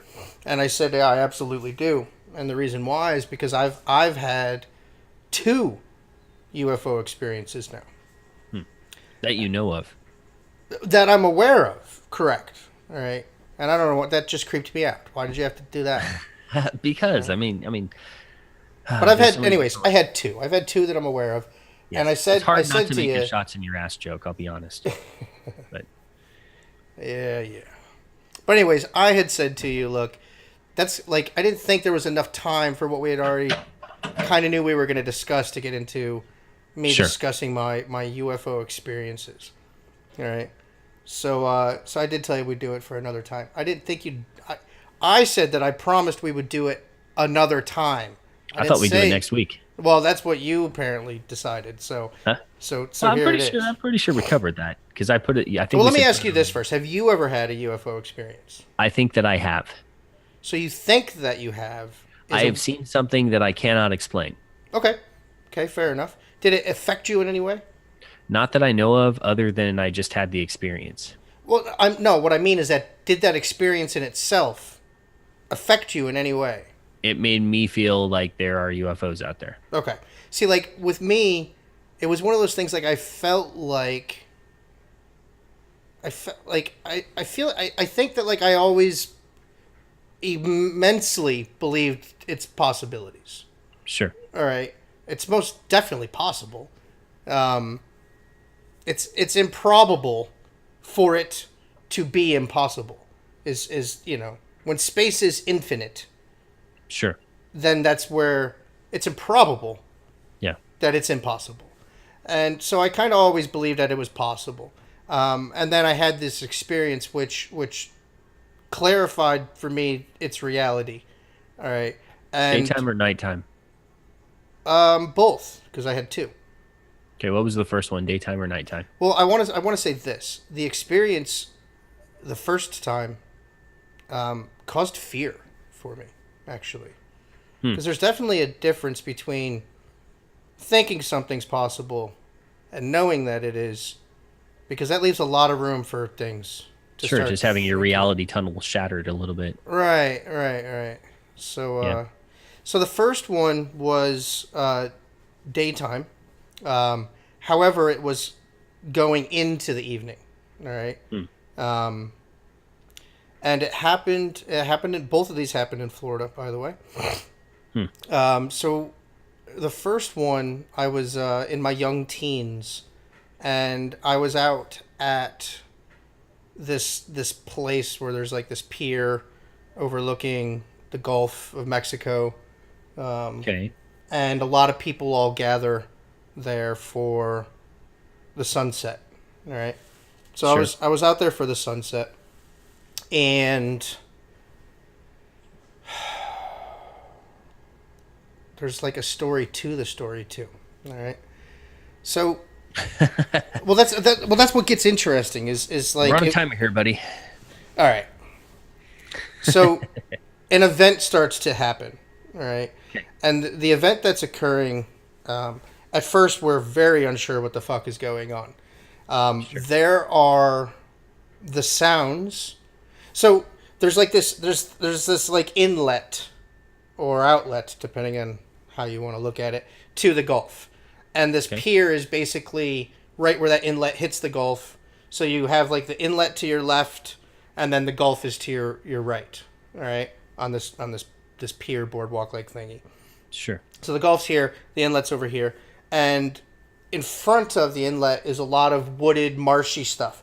Like there's a whole boat path, but then past that, it's a lot of wooded stuff and marshy stuff and shit going on. So we're all out there. There's a whole bunch of people, families, all kinds of shit, and all of a sudden we start hearing women, more than one. We didn't know how many at that point, but women screaming and freaking out. All right. And then the voice of a male screaming at these women to shut the fuck up. All right. So there's like this chaotic thing going on, and I should say so. We have like this weird impression, like, maybe these women are in danger from this guy, and they're screaming Getting for attacked help or because they're screaming for help, and he's screaming at them to shut up, and so like a couple people are calling the police, and next thing you know, there's cops there as well, and they're communicating now. They're yelling with the bullhorn because they're not 100% sure where it's coming from, because you are right there on the water, and sound travels differently on the water. You can tell it's somewhere from the marshy area that you can't see through. So after some communication with the bullhorn, the story unfolds. And what had happened is this guy and two girls, he took these two girls out in a little boat to go see the sunset. They strayed into an area where they basically got their little boat beached or run aground in the middle of marsh. And now you're starting to get to a point where the sun's getting ready to set. It's starting to get dark. Sure. We obviously do have gators here, and the girls are freaking out, like losing their fucking mind. And that's why the guy's trying to stay calm and figure out what to do, and he's screaming at them to shut the fuck up. All right, Which isn't the best way to keep somebody calm. Let's just address that. You know, maybe throwing them in the fucking water, calm them down a little bit. But anyways, that was what was unraveling. So it wasn't at first what we thought it was. But there's this whole thing going on, all right? And now we can tell that they are more or less in front of us, a little bit to the left, not towards the Gulf side, but towards the inlet side, but not like far left, all right? They're like this way, but you can't see them because they're on the other side of this little marshy island thing. All of a sudden, to the left, this ball of fire starts coming up from the ground into the sky. And everybody obviously is distracted by that for immediately, including the boat people. The girls immediately stopped screaming. It was just dead silence. And somebody says, why is there a flare going off over there? You know what I mean? Because we know it's here, but this is going off over there. And before I could say it, somebody else said it right away, and they're like, that's not a flare. Because there was just no fucking way. It was a giant, spiraling ball of fire. I've seen flares. This isn't a flare. Sure. Meanwhile, this thing keeps going straight up. All right? And then it stops. And you're just staring at this swirling ball of flame. And then it moves. And from its movement, from what I observed, my thought process was that it moved away. Because it was big. And then all of a sudden it like swooped up and to the left a little bit. But it got a lot smaller as it did. So it must have went away and swooped up to the left. All right. And then on a perfect horizontal line, it starts to move slowly to the right, starting to pan across the horizon, and then gone. All right. Now, the whole time this is happening, from the moment somebody said that's not a flare, it's utter silence. All right. I remember watching this, and I'm looking around at people. Everybody's staring at this, even the police that were there. That's why I said there's a lead up to the story too, because of there's a reason cops were there too. So everybody is just dead still and silent, and this thing disappears.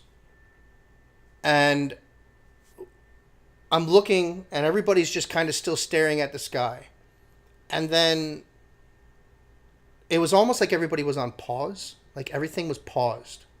Like they just felt like there was no movement. Nobody's heads were moving. Nothing. From the moment the silence began, everything was like on pause. It was the weirdest fucking thing. And then all of a sudden, everybody became unpaused. And we're moving and talking again.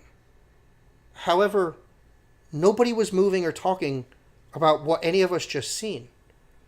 And the women in the boat and the guy in the boat, like that came unpaused too. And even they just went right back. Like everything went right back to what it was before this happened. And it was it was the most bizarre shit. I mean, we all watched this thing, and now all of a sudden nobody's even talking about it, like as if it never happened for them. Yeah. It was very confusing, very scary. I wasn't by myself, and they were aware of what happened. Yeah. And we were both like, why is nobody saying anything? Like it was very awkward. It was very, very odd. And it caused some fear for me for a little while. I remember at night, like, I would be hearing 8 minutes. Yeah. I would be hearing stuff like at night when I'm trying to sleep. Any little noise would have me looking out the window, like freaking out, like, oh God, is it, so that was my very first experience. My second experience, now I could tell the second experience story is much shorter, so I can get into this before we have to do a room flip. We'll leave us like 2 minutes, please. But if you want to get to... So, Jonathan. What? Come here. So, Jonathan was with me for this. So, Yes. I'll have him... I'll have hop in here. You won't be able to see him, but the stream will. Give us some time for our sponsors here on our outbreak. Oh, I do in the pop-ups, and we can next week we'll have a commercial. Jonathan, over here, bud. You probably got to go this way. Unless you can get that. That's fine. Just watch the clips. So we were at... Where were we at? We were at a game Yeah, we were expo, right? leaving like one. We were like heading back home. You could scooch over a little bit. Yeah, we were Have a heading seat back there. home from one. So you can't see him, Jason, but the stream Yeah, I can. can. I'm You watching can him see him on on the the stream. So we were at a game expo. We were showing off a game, right? Yeah. And where was that? Jacksonville? Or It wasn't. no, it starts with It was Orlando, I thought. Gainesville. Gainesville. That maybe it was. Yeah, that's what it was. We were showing off a VR demo that we had built at a gaming expo, and Sweet Sarcasm says hi. We have to tell the story kind of quick. Okay. But it was late, and we were driving back by ourselves. It was just me and Jonathan in the car. We were driving back. We were on the highway, and what happened? I remember like I don't know if I saw it first or you pointed out, but I remember like you mentioning, and you can see like this, like it looked like an orb in the sky that had like fire sparks like trailing off of it, and it was kind of just like sitting there, and we're looking at it for a while. Well, I remember at first, the very first thing we thought was maybe this is like a rocket launch, right? Yeah, it was moving like up steadily, kind of. Like, Yeah. So when we first saw it, it was rising, Yeah. and there was like a trail of fire behind it So it did look like a rocket almost going up or something like that. for a second. But And then it just went like darted left or something like that, like really fast. yeah, like what happened was it stopped. Yeah. It completely stopped moving in the sky, and then it darted left. Like really fast. yeah, like Yeah. you know what I mean. And come on, we don't have. So, anyways, but I'll tell you, this is the orb. Was the exact same type of orb I had seen all those years ago when I was a teenager. Wow. So, but I was like excited at the same time to have not only someone else there, but my son, who's heard me tell this story before. And then get to see something. But yeah, I mean, do you think we saw a UFO? I couldn't think of anything else that it would have been. So yeah. I mean, it definitely wasn't aircraft that any of us are knowledgeable of. That. Yeah, nothing could be able to go from like that stop to just left that fast like that. Yeah. Not something that looks like that, at least. I don't know. But I wanted to bring this person in, not only because it's my son, and say hello. Verified witness. Say hello. The camera's here, by the Oh, way. hi. But yeah, to verify that this actually happened, and I got to experience it with not only someone else but my son, who's heard me tell this story before of the original one, and it was just like we were looking at each other like, holy shit, dude, we both just saw a UFO. Yeah. It was- Yeah, it was wild. Did you get the same like frozen in time effect at all, Jonathan? So you got to remember, I'm on earbuds. I know. I'm asking you to ask him. Oh, so he was asking, and the answer, at least for me, is no. But he was asking Okay. if we got the same frozen in time type thing that I experienced on the pier. But no, we were in a vehicle. Yeah, we were driving. Yeah, so I'm glad that didn't happen, to be honest. But no, this was just a straight sighting. But yeah, it was just literally something going up in the sky, which we both were still like at first because we literally thought, because we're in Florida and we do have the space program down here. So of course, first thing we're thinking is maybe this is a launch, and literally within a second, it was pretty obvious this it's isn't not a fucking rocket. This is something else, and that was Yeah. while it was still rising, because you could just start to see the spitting fire and shit, and it was just like, what the fuck? And then it stopped, and it's like, good rockets don't just fucking stop either. Yeah. You know, and then all of a sudden, straight on a horizon line, just gone. And it's like, So, yeah, that failing was, TR3B. right. So, Not So. a rock. not a rocket, he said. All right. Well, I want to tell my story when we come back from All break. right. So thank you. Yep. Thank you very much. Thanks for having me. Thank you, Jonathan. Jonathan's first and hopefully not last appearance on Like Minds. No, I'm sure he'll make. He's here on the weekends from time to time. He's adulting now, so That's cool. We can hop in and talk about anything that he might have. he's Something gonna to be. say. He's gonna leave me early this weekend because he's gonna go to a fucking party. You know, Oh, I see. tonight. Well, we have to leave here in a I found second. out he smokes pot now. Well, depending on what state you're in, Godspeed. Yeah, I mean, hey, he's got a. We'll just he's adulting now, man. I hear you. He's got a life. He's I got a hear you. fucking Mustang. He's got. That's That's adulting pretty well. he's adulting. He's gonna be going to fucking college soon, dude. Hmm. No break either. He's not doing that lapse year or whatever they call it. Sure. Gap year. He's not even doing that. He's going straight off, dude. Well, the sponsors that have been hitting the screen here have been I popped them up a couple Utopian.io, times. as well as what's the second? Wait, say that again. What's the second one? I said we have two sponsors we've been kind of sharing on the. Well, screens. yeah. So we have. I'll pop them up real fast, but there's That's no. cool. It's We Utopian. don't have. Yeah, we don't have enough time to really I understand. talk about them. But yeah, we've been popping up little ads. Next week, I have a commercial. I have a commercial that will be running for Share to Steam. I'm sure that Utopian will get us some marketing material. I've been using my own so far. I'm pretty sure they'll be getting us some marketing material. I know one of the things that we plan with Utopian, because they are a decentralized open source project. They're like a decentralized gateway to GitHub. But after speaking with the owner, one of the game plans is to be able to have some of the projects on Utopian, and we'll feature them on the show. Maybe even occasionally bring a guest on, one of the developers of said projects, and discuss that a little further in detail. But that's as this show continues. We're not doing it today. Some of this stuff we really just started put together. These relationships that with these sponsors we've really just created. So we don't have the opportunity yet to provide everything that we're going to be doing with these guys. But we could talk about them a little bit more when we come back. Yeah. We're going to go to We break got 30 right now. seconds. And enjoy a little bit of music, guys. We'll be back. We're gonna reset. And we'll be back. Yep, absolutely. I'm gonna mute out, and here's intermission and some tunes. Cheers.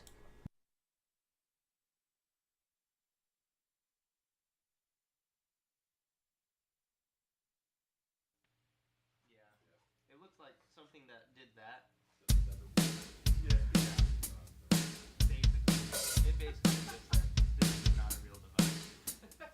I've been called a liar. Oh, my mistakes will be the end of me. I've been set on fire. Oh, to what degree? So get your hits in for free. But do you really feel something? That kind of thing just drags you down. Well, do you want to see something? Well, keep your head up and stick around. Yeah, you do what you please. The kind of thing brings a man to his knees. Are you so fear your fame? Does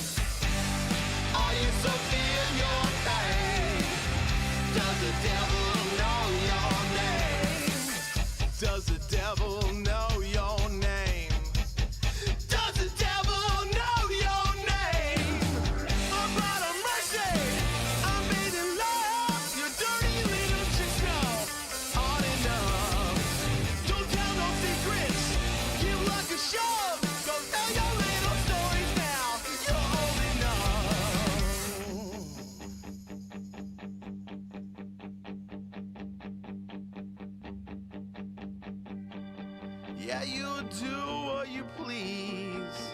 That kind of thing brings a man to his knees. Yeah, you do what you please. That kind of thing brings a man to his knees. Yeah, you do what you please. That kind of thing brings a man to his knees. Are you so in your face? Does the devil know your name? Alright. Yeah, you do what you please. That kind of thing brings a man to his knees. Are you so in your face? Does the devil know your name? Yeah, you do what you please. That kind of thing brings this man to his knees. Are you so in your face? Does the devil know your name?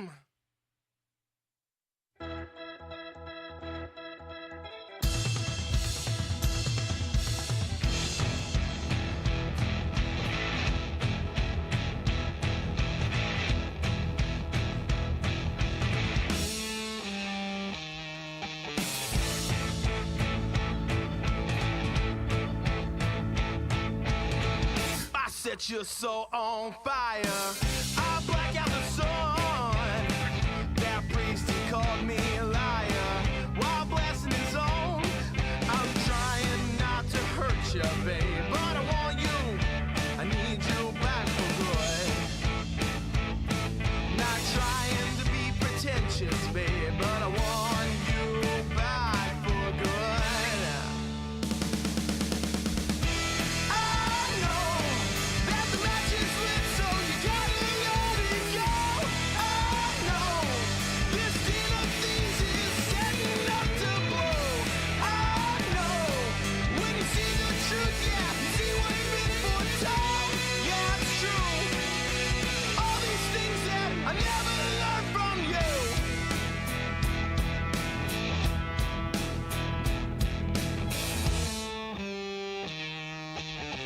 Death sings and now comes a choir.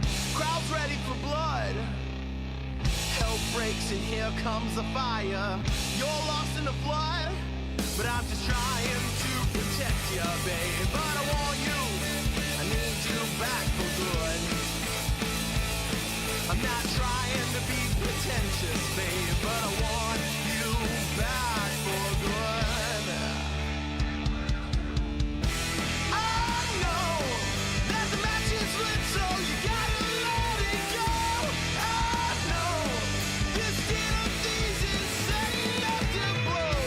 I know when you see the truth, yeah, you see what's been foretold. Yeah, it's true.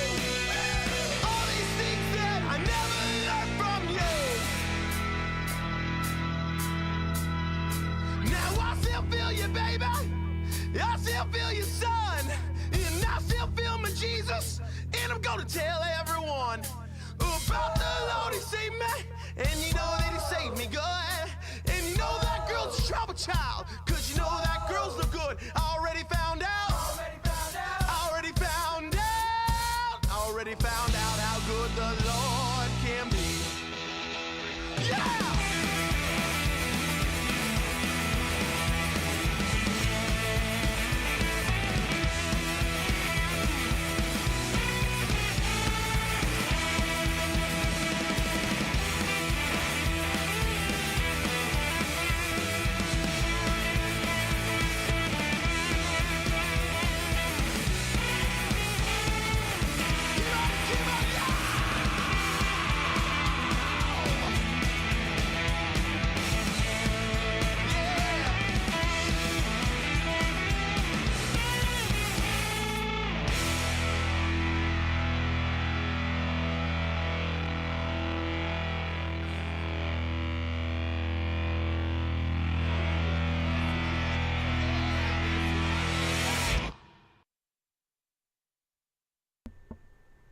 All right, you there?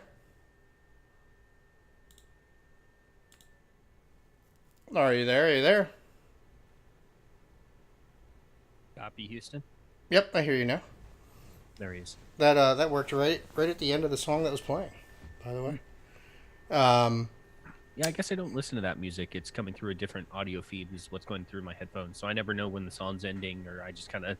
Well, if I'm able to end it, you are a little bit lower than you were. It's probably because I'm just not leaning into it. Gotcha. But I'll boost my audio. Yeah, if I can, I'd like to try to come in at the end of the song. I'll come in whenever we're ready, though. You know what I mean? That makes perfect sense. That one was a little smoother that time. So, Yeah, we did that. so yeah, we were about to talk about our sponsors a little bit, and I'll say, one of the things that I like about Twitch is I have an opportunity here to build a community that I have the opportunity to entertain, but I also have the opportunity to introduce to blockchain and blockchain technology. Yeah. Your average Joe doesn't know about blockchain at all. It's not mainstream yet. It's going to be, but it's not yet. And some people really, the only thing that they've ever even heard about blockchain is in regards to cryptocurrencies, and really that's just like the icing on the cake. Blockchain is the tech that's under the hood, and it's slowly rewriting the entire internet.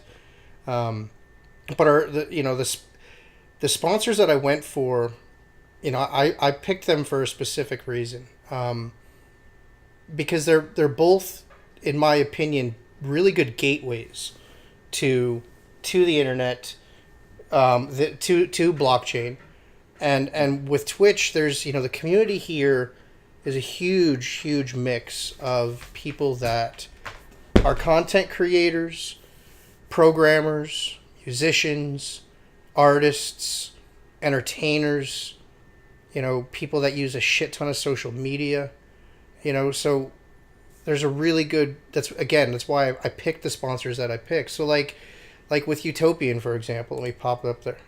Utopian.io. All right. So Utopian is for people that are into development, whether that be software, hardware, regardless of what role that you play in that. If you're a programmer, if you're a front-end guy, back-end guy, UI guy, if you're an artist, if you're a musician, if there's so many roles that are played in development, and we have a shit ton of people that fill that criteria on this platform. Here on Twitch, that one of the easiest ways to explain what Utopian.io is it's basically the decentralized gateway to GitHub. Anybody that's into development is very, very likely familiar with GitHub. It's a huge open source community where you're able to interact, engage, and collaborate with other people working on other projects. Utopian is the decentralized gateway to that. One of the joys of decentralized, in particular chain that we're using is the Steem blockchain, is you can earn money there. You can earn cryptocurrency by being a content creator, by being a software developer or a collaborator on a project. So anyone that's in the GitHub world, there's zero reason for you to not use Utopian.io to get there, because you could be earning cryptocurrency at the same exact time. All right, so that's why I went with Utopian as a big sponsor for us. But the other side of it too is we have all these people that are on Twitch that maybe they are or aren't a creator of some sort, but they all are using social media, and with that, we brought in, and let me pop up their thing. We brought in Share to Steem, and Steem also, that's the Steem blockchain, and that's where you can earn money by putting content up, whether that be through software like Utopian, what their focus is. With Share to Steem, what they're letting you do is you create an account on Share to Steem and you connect your other social media accounts to it. So then when you post on Facebook or Twitter or create a stream on Twitch or even YouTube, for example, if you post on Instagram, things like that, this is going to make a post for you. Oh no. Hold on. Can you still hear me?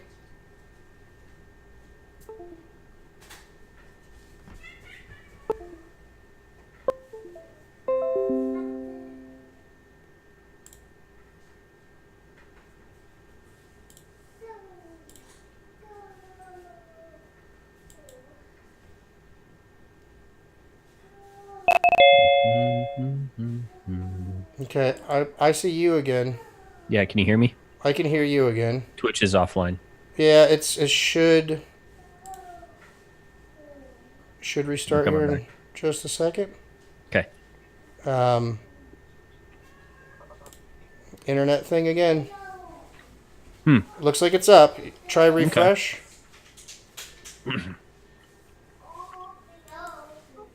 Right after I put a cookie in my mouth. It's all right. Yeah, it was like an immediate thing. And So you were talking about share to Steam. yeah, so share As far to as like Steam. bridging the gap between blockchain and just even your basic social networking, your day-to-day social networking that everybody does. Right. So share2steam.com, what they do is they connect you to our Steam blockchain through any of your other social media. By using them and connecting your social media to them, they create posts for you on the Steam blockchain. So you're sharing a picture on Instagram, something you might use every single day for all I know, and every time you do now, you can create that same post on this blockchain where people now have the opportunity to add value to that by upvoting it, and you can earn cryptocurrencies. So yeah, so we went after share to Steam and let me click on Utopian's image. We'll bring that back up. And Utopian IO to help bridge this gap of people that were building the community we're building over here and trying to bring them over and show them a little more about blockchain.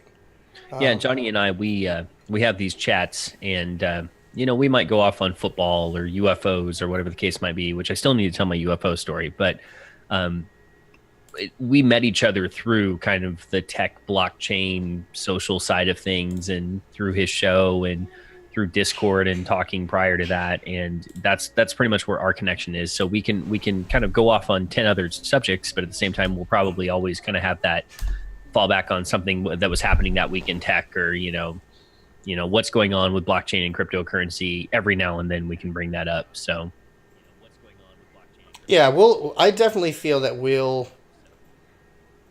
going to eventually start talking about it a little more. I don't see at the moment, I don't see the point of getting that rush into it. I like this opportunity for us to be able to kind of just expose ourselves to the community as to who we are and what this show is going to be. But we're definitely going to slowly start getting a little more into discussing blockchain and discussing the Steam blockchain specifically, and trying to get people to check it out and see what's coming in the future. We're both also hosts of Principles, so we try to interact with sponsors that we believe in what they're doing and kind of the general cause, not even just the company and the product line, but that connectivity. Exactly. I actually have a really good story about blockchain if you want to go into that just for a few minutes. Sure. Yeah. I was driving to work the other day and heard a story on the radio in which they were talking about the city of Cleveland, which is going through a lot of economic decline and has been, of course, all the manufacturing industry that's not there anymore based on the economy. And also, as strange as it sounds, the basketball player LeBron James being traded pretty much had a severe impact on their economy. And as a city, they're trying to redefine who they are. And there is an effort there for Cleveland as a city to basically rebrand itself as a blockchain capital of the United States. And there's something called the Blockchain Initiative, the Blockland Initiative, that basically is trying to go into local economies and pitch blockchain technology. Specifically, let's see here. I'm just going through the article now, and I'll just post a link in the chat as soon as I'm done talking here in a second. But specifically how that would work as far as where the way the city that would use that technology would be for home deeds, digital home deeds, municipal bonds, digital car titles, digital driver's license, birth certificates, college degrees, medical records, anything that you would need some kind of security to secure the documents, how the blockchain is the answer for that. And I thought that was interesting to take it more on a city level as far as this technology is here. And I'm not even talking about cryptocurrencies. I'm talking about blockchain technology, which there is and I mean, that's one of my, crypto is how I got into finding out what blockchain was. But once I looked under the hood and figured, understood it, crypto, that's why I like to say crypto's just icing on the cake.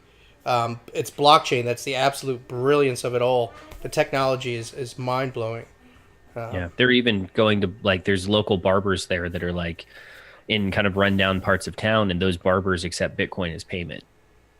Nice. Yep. So Nice. I'll post the link here in our chat. It kind of threw me off guard. It was nice to hear a positive story and not just, cryptocurrencies are going to fail, yada, yada, yada.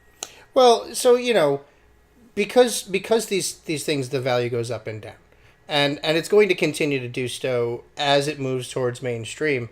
You have all these people that are like, oh, it was just a fad, and it's like, Sure. the people that are saying things like that, it's only because they have no idea about the technology that this Sure. is all written on, and that's why my goal here is not to get really introduced into the cryptocurrency side of it. It's to help you understand what the technology is, and Sure. and that's part of the reason why, even if it is like through the Steem blockchain, using share to Steem, and just allowing your posts through your other social media to get posted onto that Steem blockchain. Yes, you absolutely are going to be able to earn cryptocurrency by doing that. But even if that happens to be how we do introduce you, it's not, like I said, the currency is just the icing. It's just the extra sweetness on top that makes the whole cake full, It's Yeah. This technology is just completely mind-blowing. Small country governments are starting to use it. Now all of a sudden you're using a case example here, and did you say Cleveland, was it? Cleveland, Ohio. Yeah. So that's what I mean. Like it's coming. This isn't something that this has been here for some time. Giant companies are working with it. Don't think for a second that Amazon doesn't have their own blockchain getting ready. They Sure. it's all coming. It's going to be a complete new internet boom. And Is BitShare still the fastest? BitShares? Yeah. Let me look at that. I don't use BitShares. I have some BitShares. The world's okay. Here we go. Oh, this is posted in June. I don't know. It's a video, so I actually would like to find an article here. Gotcha.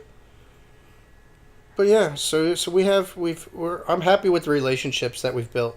One of the things that I'm cool with, like I started to mention it, is with Utopian, and I spoke with the owner, and I said, I think a great idea would be to have some of the developers that have projects, through Utopian on GitHub, to have them come to let us know about some of their projects, so we can feature some of those projects on this show. I also have a couple different people. I haven't chosen exactly who I want to use yet, but I've reached out to a couple different people that we might start bringing on, maybe once a week, maybe every other week, where they come in for about 10 minutes and just talk about some new development things, new things going on in the tech world, software, hardware side of things. Because I feel the more that we discuss that too will help us grow definitely a broad audience here on Twitch. Sure. I feel that we discuss tons of different topics. I want this show to be for everybody. And if we want to get people that are into development, it makes sense to have a guest make an appearance once in a while that, is really excited about that. Like, I love tech, but I'm not necessarily always the right guy to talk about it. You know what I mean? I could talk about blockchain. I could talk about our blockchain all day, but I want to be able to. Our blockchain being the Steemit blockchain. Well, it's the Steem blockchain. We use the Steemit Yep. front end to access it often. But Nice correction. it's all right. But I do have some friends that are junkies for development and tech, and I want to be able to bring that in so that we have someone that's super enthusiastic about that shit instead of us just bringing it up. Because obviously we come across stuff too that really gets us excited as well, and we'll talk about it anytime. But I can't do that. I can't do that. I can't promise that every week. So, but I can promise that I can find somebody to join us that will, So for anybody watching, be aware that there's a lot of different things we're going to slowly keep bringing to the show, and we will, keep trying to make the show better and expand. Oh, I know. Did you find an article you wanted to, or no? I'd already linked it. Oh, okay, gotcha. Yep. I know that last week I was talking about a video game that's going to be coming out very fucking soon. That I am super fucking excited about. All right, and it's not. I mean, like I'd push an old lady down the stairs to have a copy of it right now. Ruh-roh. Oh, yeah, you know, not any old ladies that I know, just strangers. I mean, Well, you know, that's implied. yeah, but this game's coming out like super soon. I am 100% getting it. I am 100% going to be streaming the fuck out of it on my Twitch channel when it comes out.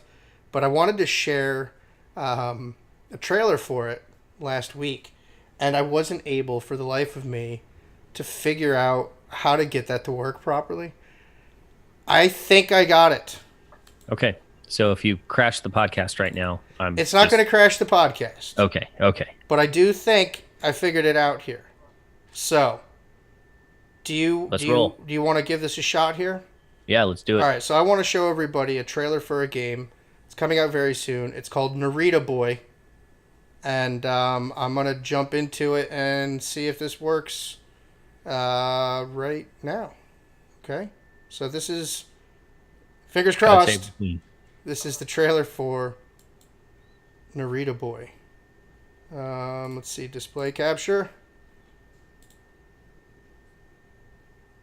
There's that. Now I should be able to hit this. And this. Tell me when you're hitting play. I'm hitting play now.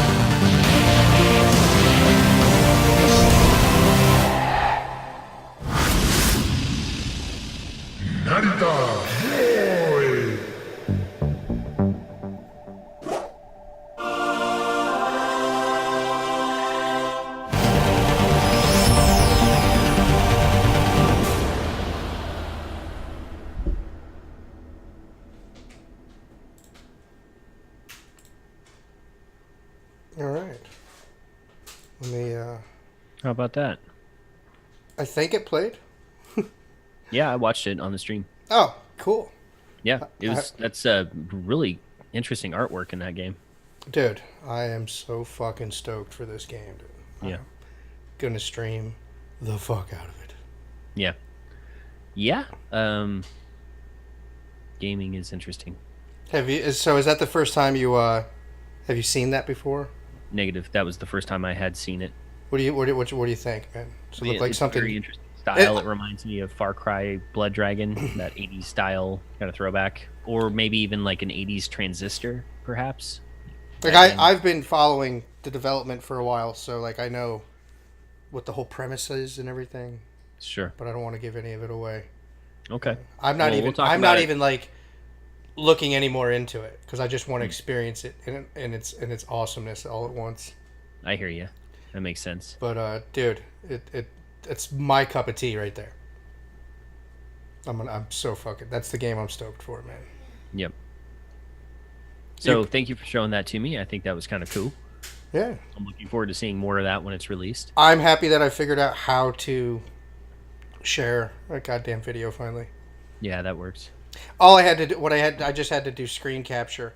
So like when I do it, it does for 1 second, do like a fucking tunnel of what I'm looking at on Streamlabs real quick until I hit that play button. But yeah, it worked this time. Took me. I tried like 7 different ways last week with no luck. So my UFO story. That's it. And this is I think we're gonna probably wrap up the show with the UFO story.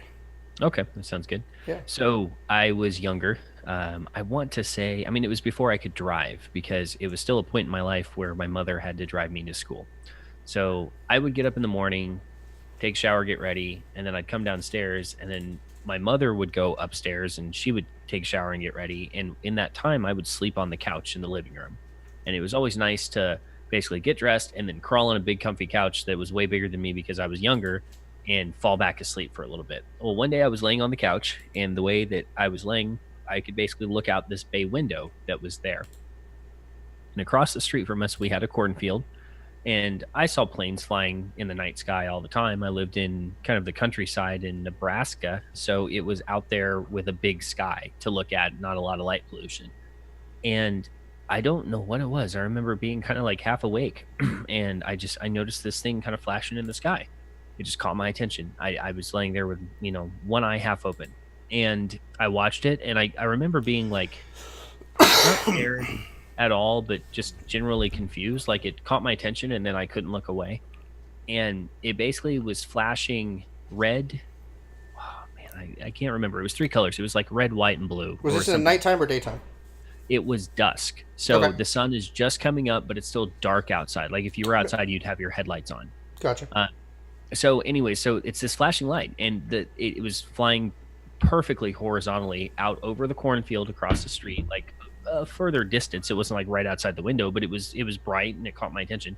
And it basically was flashing these different colors, and it went just straight horizontal one way. And I'm not a pilot, but I know when an aircraft turns, depending on the aircraft and depending on how big it is, how fast it's going, yada yada. When you turn, it would have to bank to turn. You can't just like stop on a dime and come back.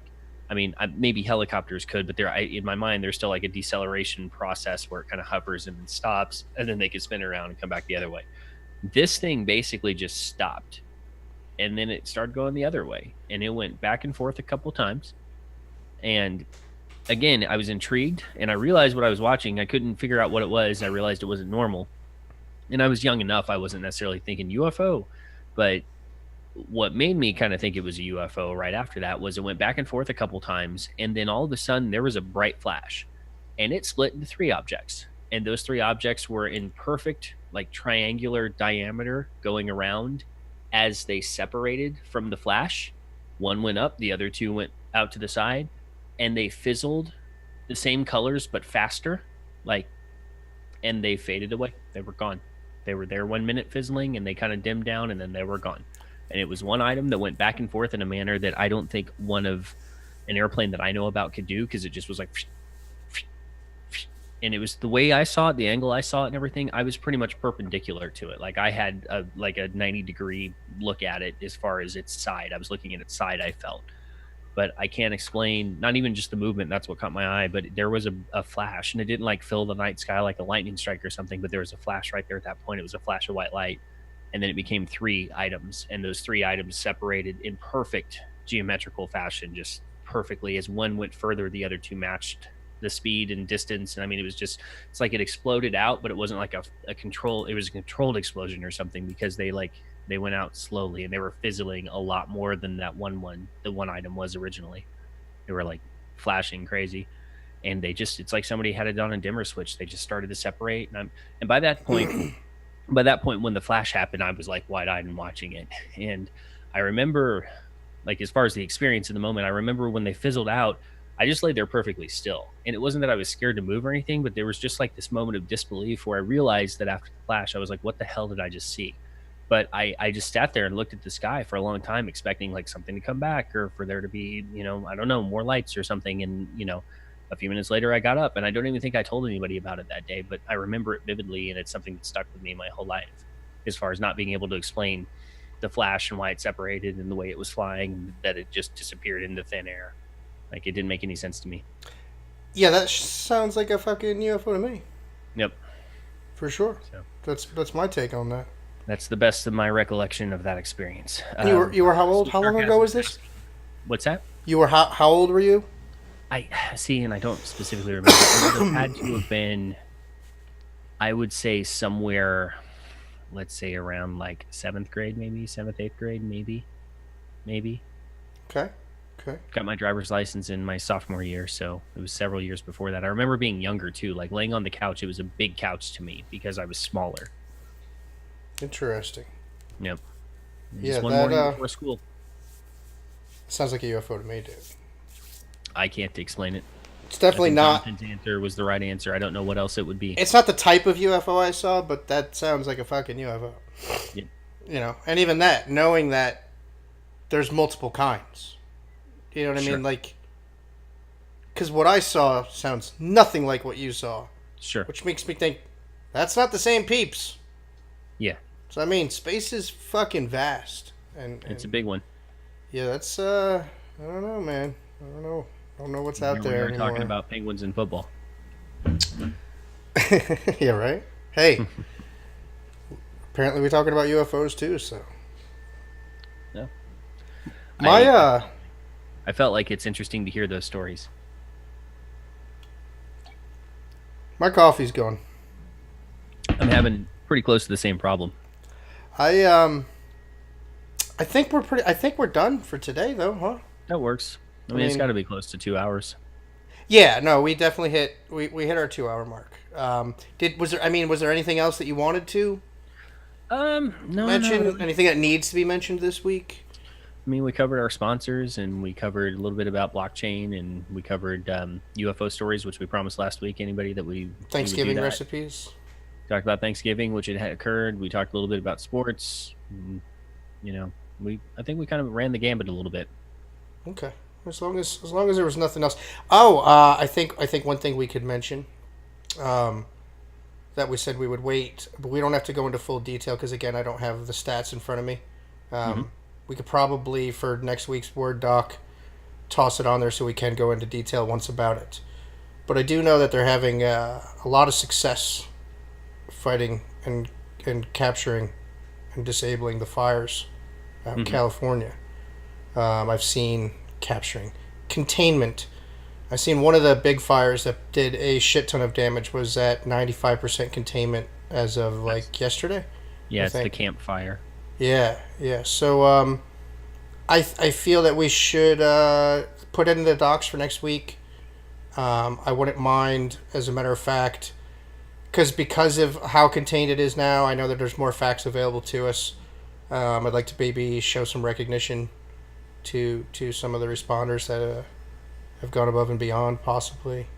Yeah, anybody that's out there tackling that job, and you have your seasoned professionals that are local there that are fighting to save their homes and their families' homes, and you have people that are traveling in from out of state doing that extra effort to try to make a difference in a community they don't even live in. They just have that skill set and they can actually make a difference just by being there. And then you have people that, you have random people that have volunteered to help that just, again, they're out there trying to save their communities. And lastly, you have prisoners out there who are earning like $1 a day to risk their lives to try to help. And I'm sure probably there's sentences, but there's a conversation for us to have too.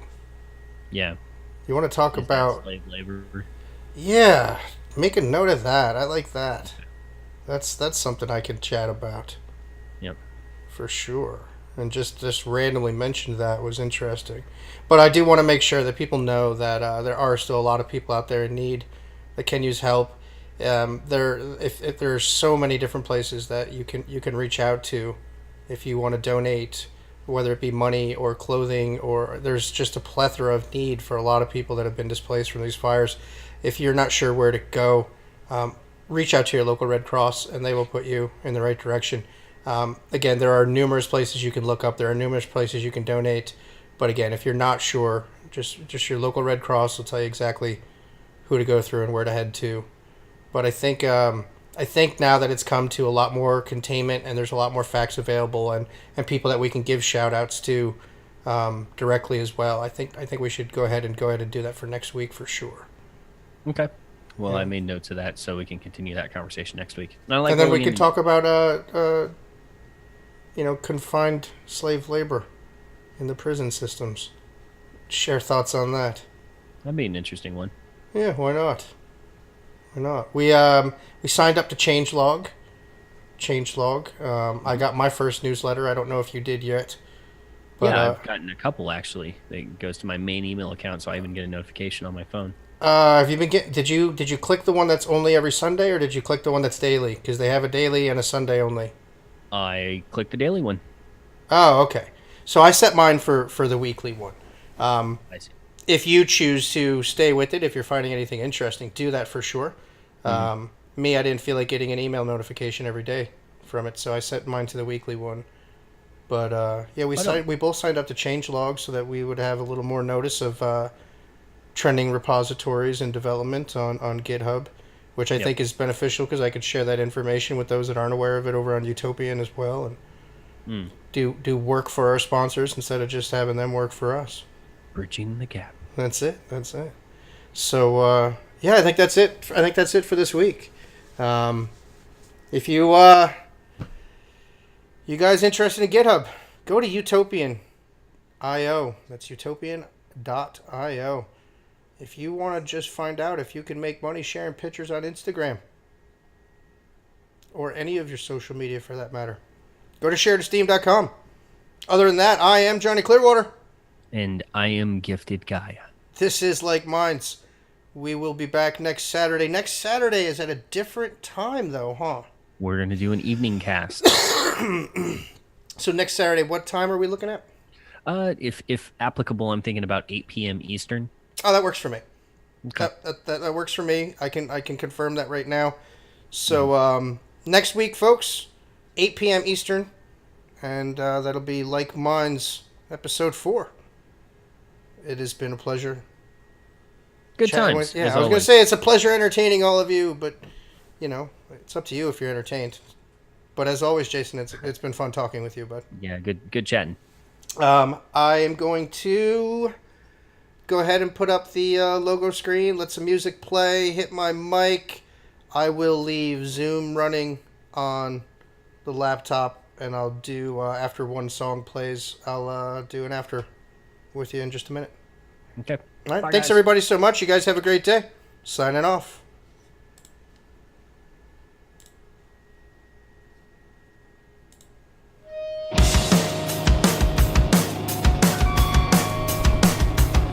When the government asks to take your soul, do you give?